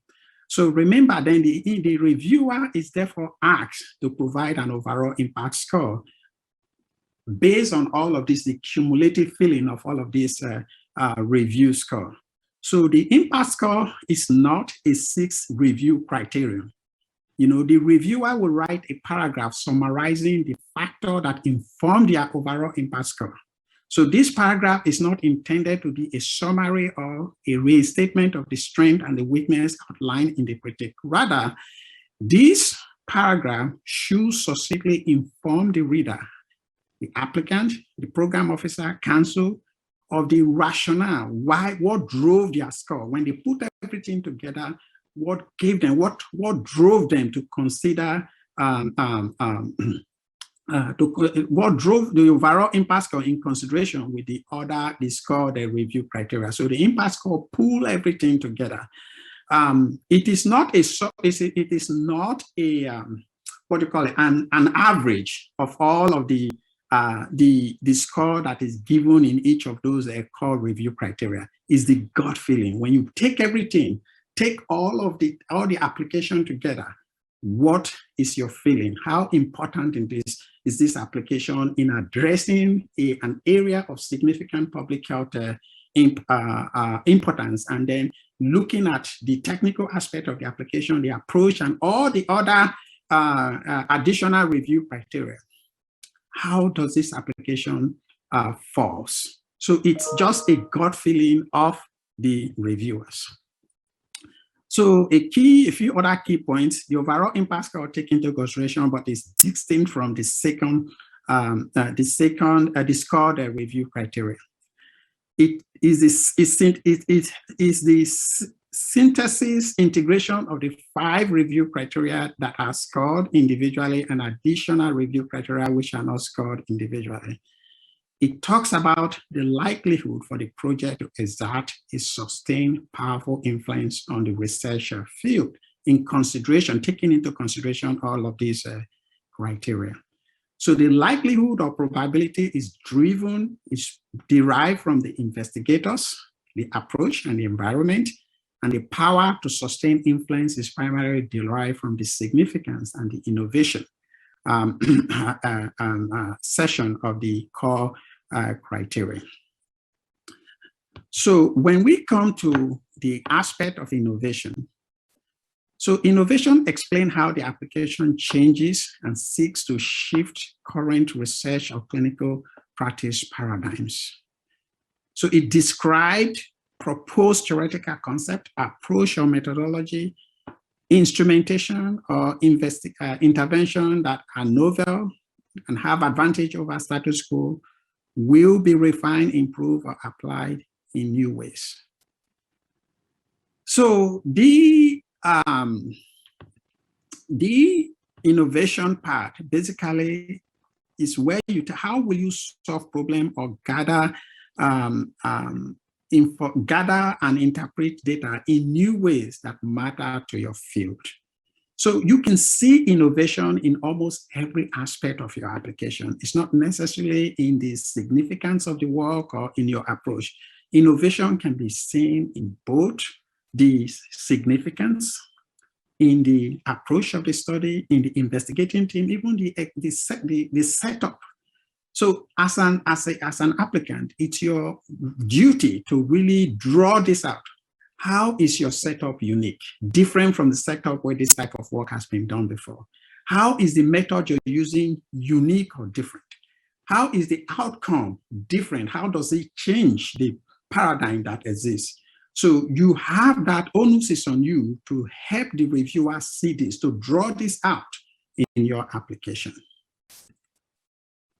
So the concept of innovation is how is the proposed research new and unique? The approach will be, so will the proposed research refine and improve or apply new ways, approach, or methods? Then in terms of the outcome, will the proposal upon completion shift current paradigm? So you need to make a strong case for challenging the existing paradigm. So here I have a few examples of innovation that I actually drew from my previous grant that was successful. This was a grant that scored very well in the 50th percentile.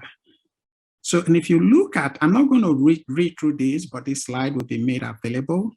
But what we try to do in this innovation aspect was to draw the attention of the reviewers to what is unique about our application, what is unique about our, first of all, the overlying hypothesis, the premise of this work. We made a strong argument that it was unique, is different, is likely to change the paradigm. We also made the approach that make the argument that the approach, the instrumentation, the design of the study is so unique. It's a blend of both animal and human study that is something that has not been done before. And then we made the case that the team that is also doing the work is a unique blend of, multidisciplinary scientists that are uniquely positioned to be able to address this work. So there was emphasis on the concept, emphasis on the approach, and also emphasis on the outcomes. You have to draw this out. The reviewer have to be able to see this.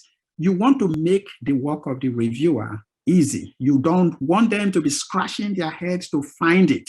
You want to pull it out for them so that they can easily recognize what is new about your work. So how do we know if we have, let's see here, how do we know if we have, innovation. How do we know if we have achieved impact and innovation? So let's look at the overall impact. We said it's the likelihood for the proposal to exert sustained powerful influence on the researcher field. How do we know? Really what you want to do with impact, what reviewers is looking for, show me the bang for the buck. So remember, these grants are, the typical RO1 is between 2 to 3 or 4 million. So what are we going to get from this investment into you? If we put all of this money, what are we going to get? What is the bang for the buck? And so in thinking about the overall impact, you as an applicant, as you're putting your application together, you want to think about what is really at the end of the study. What is the deliverable? And so as a reviewer, that is what, so if all of this is being done, what is going to be delivered to the public? And I think it's also important for you as an applicant to ask and address this question, because it's an investment of your time also. It's an investment of the resources of your institution. It's an investment of participants, if it's a clinical study, who participate in this study. So you want to really ask that question, how significant is this? And then what is the likelihood of success? And that depends on the investigating team, the approach, and the environment. So I'm going to wind up here quickly. So I gave some example here on this slide of my grants. And this is one application that was well reviewed. And this is reviewer 1, reviewer 2, reviewer 3. Here, what I wanted to show you is that each of those reviewers based their overall impact score on different aspects of the application. The significance of the work was the focus of reviewer 1.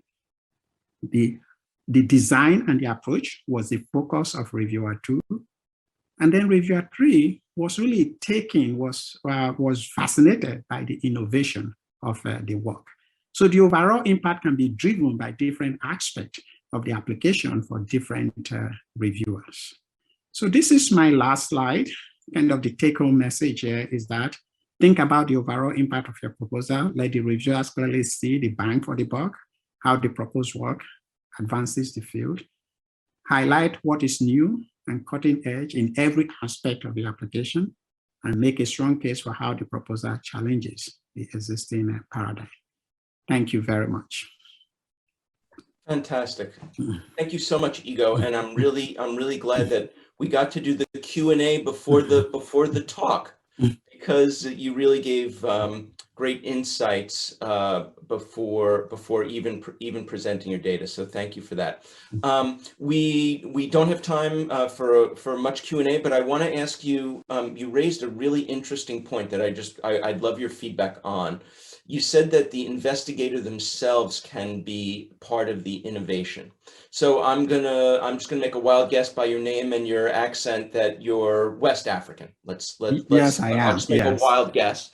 Absolutely. If you put in a grant to do work in West Africa, do you ever say things like the perspective of a West African PI is likely to be different than PIs from elsewhere on this phenomenon? And part of the innovation is that you have someone of the community, from the community, proposing this work and interpreting it. What's your approach there? I think that is a great observation, and I think that is something that is important for the reviewers to know, that you know the landscape of where the work is going to be done, and you can bring that out from your background. You know, I went to medical school in West Africa. I worked with the people. This is my experience. I am uniquely positioned to implement this program in this setting. And that also can apply to whatever setting, either in the US or anywhere in the world. But you really want to bring out about why are you uniquely positioned to play the role that you're playing in that grant. That in itself can be a component of innovation. Fantastic. This was awesome. I just want to warn you, be prepared for emails. And I can tell from just the fact that you volunteered to give this talk that you're willing to respond to the ESIs when they email you with advice and questions, as absolutely I am and others are. So so if you haven't heard questions now, don't be shocked if you get emails. Thank you so much. Hi, everyone, and welcome to the final session in today's Early Stage Investigator Workshop. I'm excited to introduce you all to 3 of our stellar program officers from the NIH, and they're going to be sharing their perspectives on the relationship between program officers and early stage investigators. I'll be moderating the session, so please put comments and questions in the chat.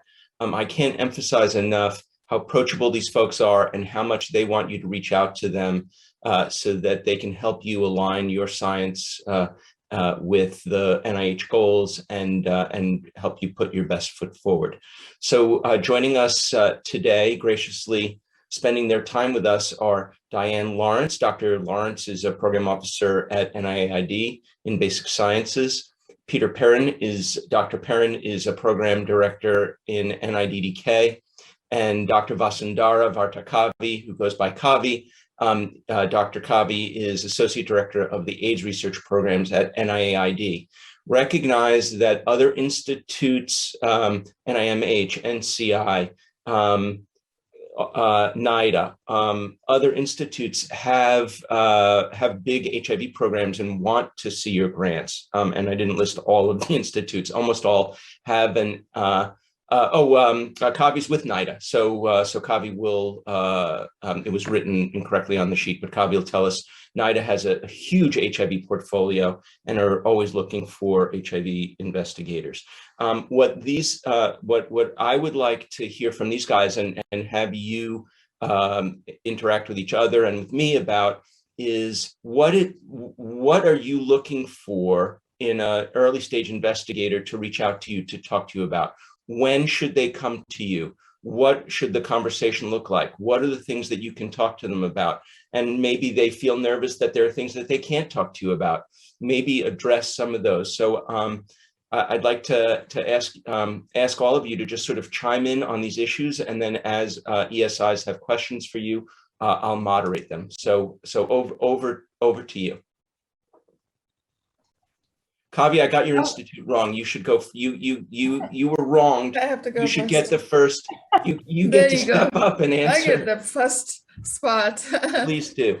Yeah. So that's a good question. I always advise applicants to reach out to program staff as early as possible, very early in the application process, before you even have your idea fully formulated. So, a lot of times I think applicants don't know which RFA they want to target, and because it is based on where they are in their career, and also the science that they're trying to address.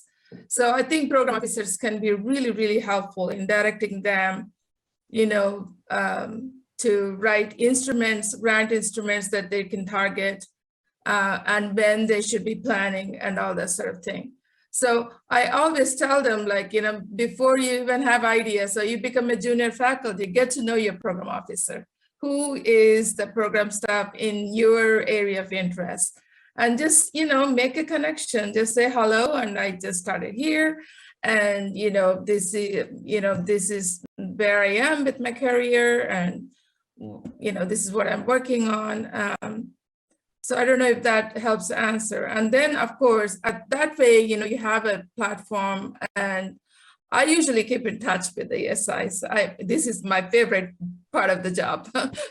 So when somebody connects with me, I'm with them. I send them the forwards as soon as they come out. If I'm constantly thinking, which forwards I can connect them with and things like that. So great. Just because they're early stage investigators, I'm going to translate a little bit. FOA, funding opportunity announcement. So the different calls for the different flavors. So I want the ESIs to hear that your POs are looking out for you. If something is publicly announced, they have every right to share it with you because it's now in the public domain. What they can't do is they can't share with you what their behind the scenes discussions are before things are publicly announced. That's not allowed.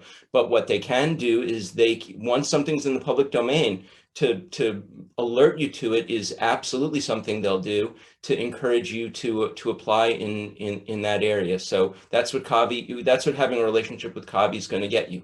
Diane, do you want to add to that? Sure. Yeah, I think keep in mind also that there may not be just one program officer. I think there are definitely researchers whose interests span multiple institutes, and Peter and Kavi and I and lots of other program officers, we talk a lot. It's harder obviously with COVID, but we're on meetings a lot together, and we kind of have an idea. I actually used to work for NIDDK and another institute at NIH before I came to NIAID, and so we know each other. And if your research could be potentially of interest to another institute as well, or another program within the same institute, we'll send you there as well. But I think, and from my perspective, the more program officers you get to help you, the better. So I think generally, we want to hear from you. You don't have to wait until there's some big announcement. You can just, if you're not sure, say, hey, I'm not sure if I'm ready for an R01 or a K or an R21. Call, just send us an email, say, hey, here's, like I think also just to kind of narrow down your search, that's maybe a different question, but there's NIH Reporter has this new matchmaker function to help you find appropriate program officers, and just send an email, give a little, maybe a paragraph about the kind of research you're doing or the kind of research you want to do, and just say, I'm having trouble figuring out which grant mechanism or which funding opportunity might be best for me. Is this something, could we set up a call to talk about this, or is there somebody else you can point me to? That's the best way to reach out to us, I think, is give us a little bit of information about you and about your research interest. I've had people contact me to just say, can you help me figure out where to submit my grant? But they don't tell me anything about themselves. They don't tell me anything about what career stage they're at. They don't tell me what kind of research they're interested in doing. And it's hard for me to help them if I don't know a little bit more information, but I don't have the time to read your entire grant application. Just, if you can send a names page or a draft, we're not going to share it with anybody. That just helps us to understand where you're at right now and how we can best help you most efficiently. So what I'm hearing is that you guys take pride in not being siloed, even though the institutes are silos. You guys don't function in silos because you have friends who are program officers in other either divisions of your own institute or in other institutes who you're friends with, your colleagues with, and you pass investigators back and forth to each other to say, hey, you should be interested in this person, you should be interested in that person, and that helps, that makes your guys' job better and function better, and it's to the advantage of the investigator. Would you say that that's accurate? Yeah, absolutely. Our job is to help you be successful. So if we can maybe envision a slightly different way to shape your research that might be a better fit, or sometimes you might have two aims that seem really different, and like it might seem to me like, well, maybe this wouldn't necessarily work as a single grant, but maybe you could take one aim and kind of focus on an application to NIAID with this aim, but this other aim maybe seems a little more appropriate for NIDDK. So I might send you to Peter just for another opinion. And that's something, yeah, we do all the time. Our job is to help you be successful and to have the best chance at getting funding from whichever institute. And it sounds like even if they approach you without asking the right questions, like, what should my first grant look like? And you say, okay, I need to know what your training is, what your background is, what you're interested in answering, and what direction you're going to go in. It sounds like you probably have a set email of, here's what I need you to give me in order for me to give you the right feedback. Is that accurate? Maybe not.Maybe that's too forward. Yeah. Go ahead, Peter. No, I think that's basically accurate. It's nice to see what your rough specific aims. We're not going to hold you to that being the final specific aims. We like to see sometimes a bio sketch can sometimes be helpful.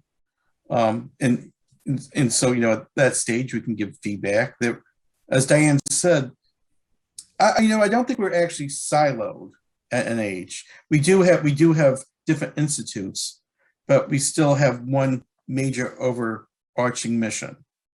So we don't think this, we care about everybody who's involved in health research across different institutes. And sometimes these silos, sorry, I went back to the word silo again, but there could be great overlap, So for instance, NIAID, I'll speak for NIAID, I guess, they're interested in cure research in HIV.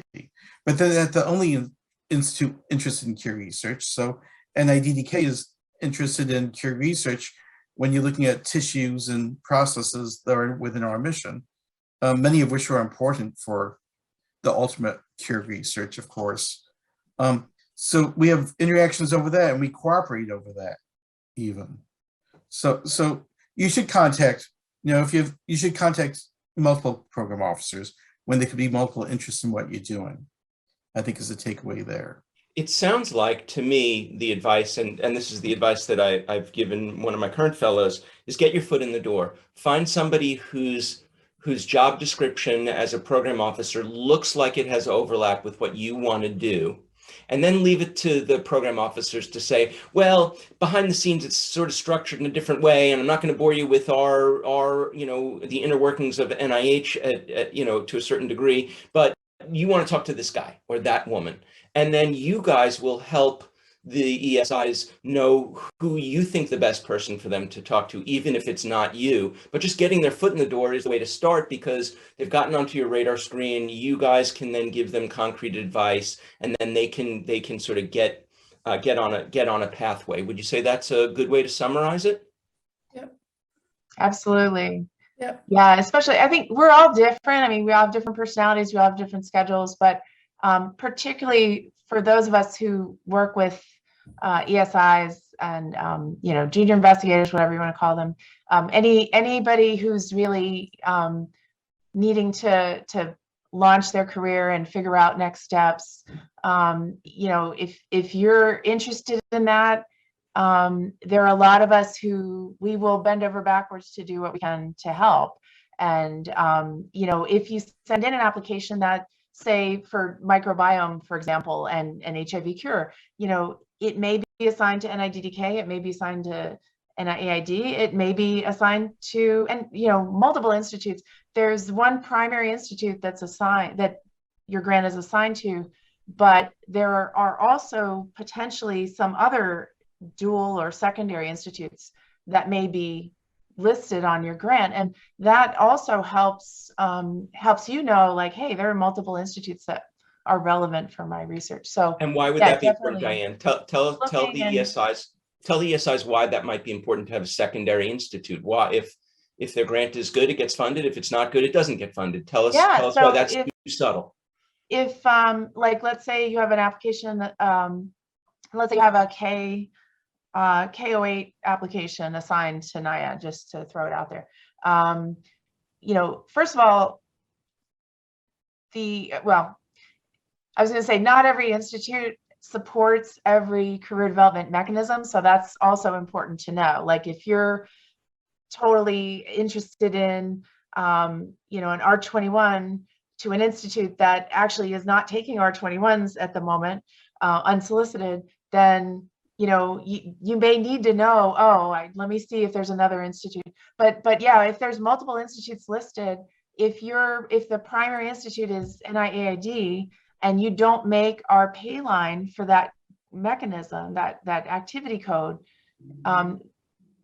if you're close, we may be able to find a way to support you, but it just depends on a lot of factors. But if you've got another institute listed, that other institute may be able to fund you more easily than we could.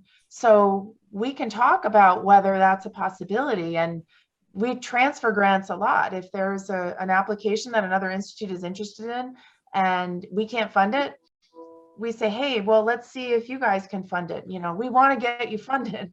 That's our goal. So what I think the applicant, the ESIs should hear is that you guys have portfolios and you have priorities.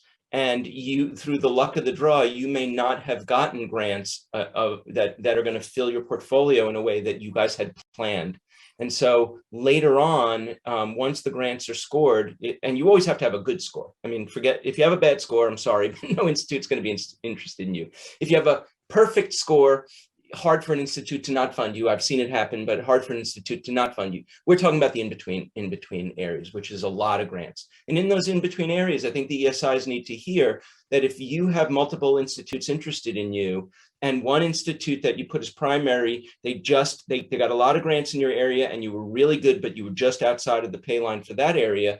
They look at the other institute, the other institute's like, wow, you guys got all those grants and none of the grants came to us. We would love a grant in this area. We'll take that person and they'll fund you. And that's the kind of horse trading that's going on behind the scenes that you guys are doing, that the ESIs can take advantage of if they know that there are multiple people that might be interested in them. So getting to know more people, spreading the word will increase their likelihood of getting funded if they're marginal. Would you agree with that summary? Yeah, so I might also add, So I always tell applicants to make sure they list on their cover letter the expertise areas that are unique to the project they're submitting, because it actually helps the division of receipt and referral, who actually assign applications to different institutes, to choose which ICs are appropriate for that application. And the secondary institute assignment largely depends on that, because it may be an HIV grant, we know it goes to NIAID, but like there could be areas there that would help DRR to say, okay, NIDA needs to be on it because they're looking at people who use drugs.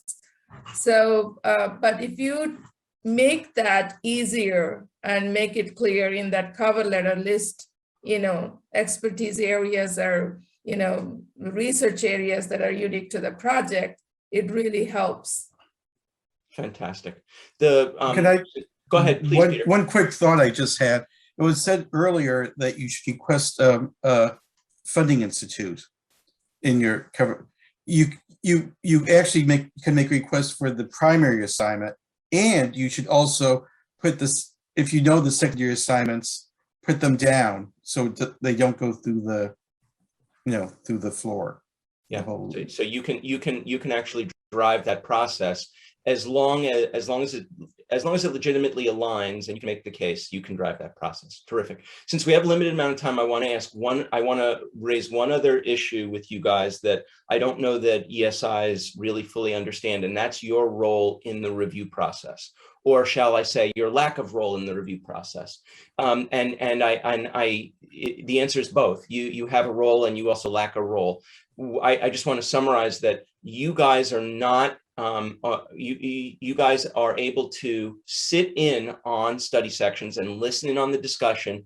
You are not permitted by NIH rules to comment or to address any of the issues, because that kind of crosses lines that are not permitted. I don't know if ESIs understand that, but the fact that you guys have listened in, I have found very useful, because the words on the paper of the score and the words on the paper may not always match the tone of the room.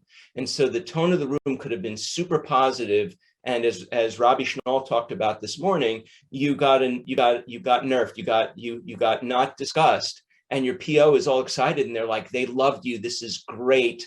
You've got this big issue that you've got to deal with, but I know you've been working on it for the last 6 months. I think you really should be encouraged, versus someone who didn't get scored and it's like, boy, oh boy, I tell you, you would be a miracle if you converted this room next time.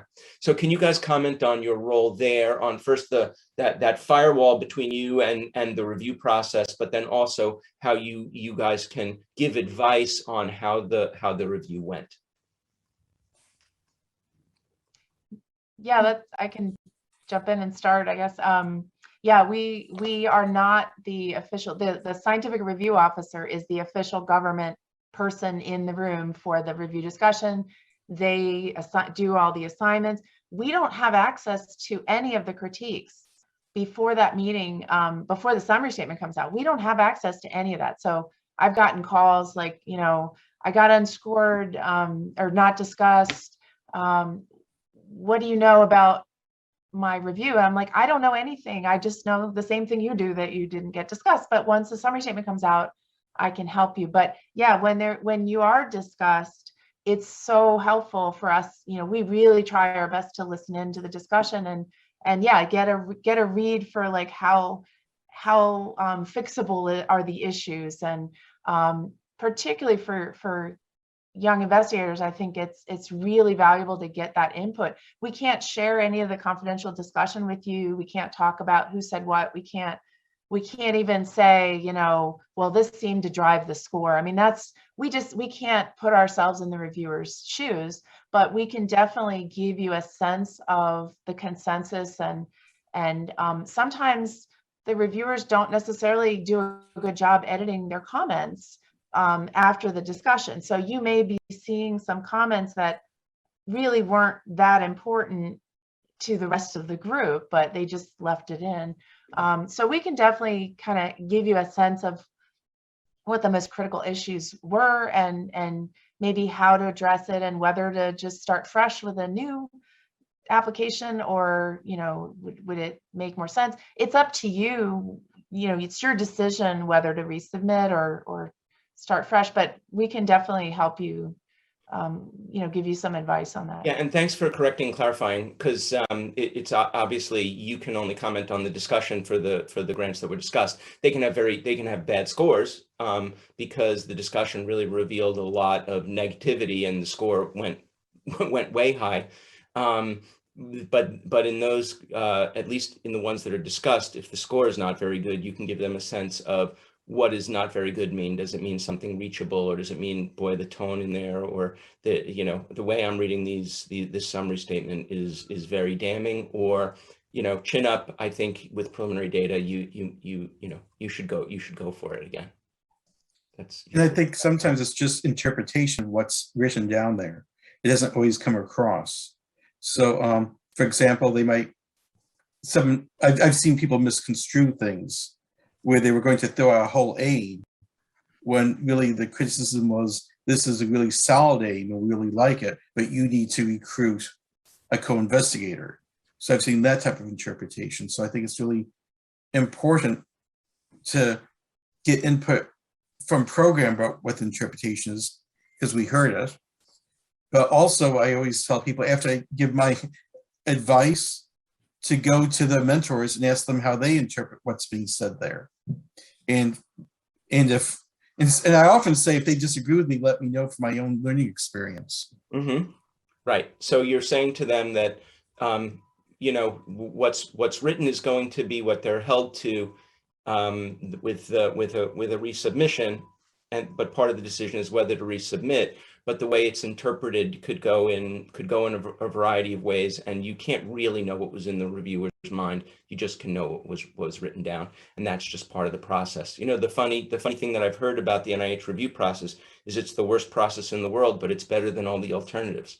So I think we probably would all agree with that we heard earlier today that there's clear bias and discrimination in the process that we wish didn't exist, but we have concrete evidence of. There's frustrations of wrong decisions made, but at the end of the day, it's the fairest process that's probably ever been developed for this kind of thing. So it's not going away. So learn the ropes is the message to the ESIs.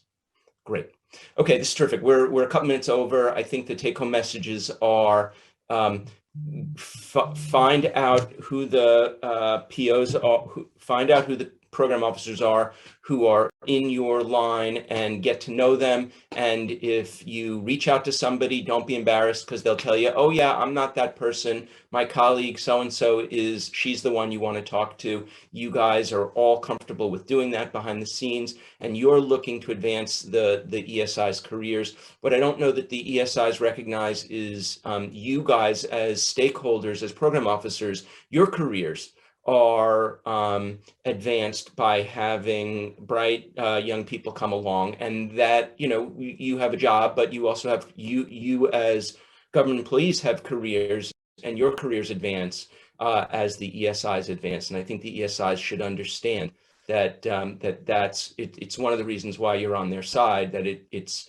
to your advantage too, to help bring them along. And I'm not saying that in some kind of mercenary way. I'm just saying that to be realistic of, you know, why are you being so nice to me? And I'm being so nice to you because I get paid to advance the careers of ESIs who are then in my portfolio for years and doing great science. And it's part of your guys' contribution to government work and advancement of science. So if I've summarized that, if anybody objects to my summary, please state it. Yeah, I would just make a slight correction. Go ahead, it has Bobby. nothing to do about advancing our careers. Seriously not. It is all about public service. We are in here with a mission to advance science. You know, so we do that in the best way possible within the processes that are allowed with NIH and with all of our colleagues working as one team when it comes to helping ESIs. So I would not say that the grant portfolios, and those are like, yeah.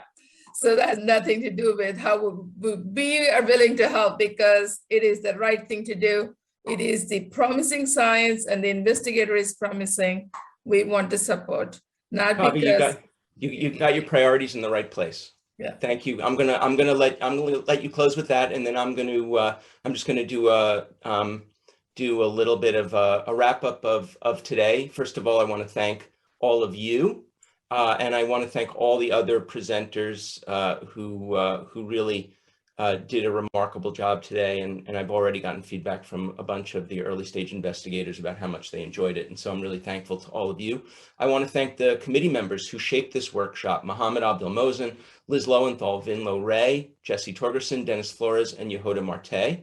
I want to thank Kate Gordon and Mandy Bell for all the logistical support they gave us in putting together such a cohesive week of activities for the CFAR meeting and culminating for me in this workshop. And as a final note, I want the early stage investigators to recognize that all the presenters are committed to the development of ESIs. Kavi said it the best. Don't hesitate to reach out to these people. They want to help you and advance your careers. It's for the good of science and for the good of our country and the world. So please feel free to reach out to these folks. Certainly the ones at your own institution, but I'm telling you, in CFAR, it's a remarkable group of people who are willing and interested and able to do cross CFAR collaborations. So thank you all. I hope to see all of you, the ESI's work develop over the next several years, and meet you at future meetings, and hope everyone has a restful weekend. Take care, everyone. All right.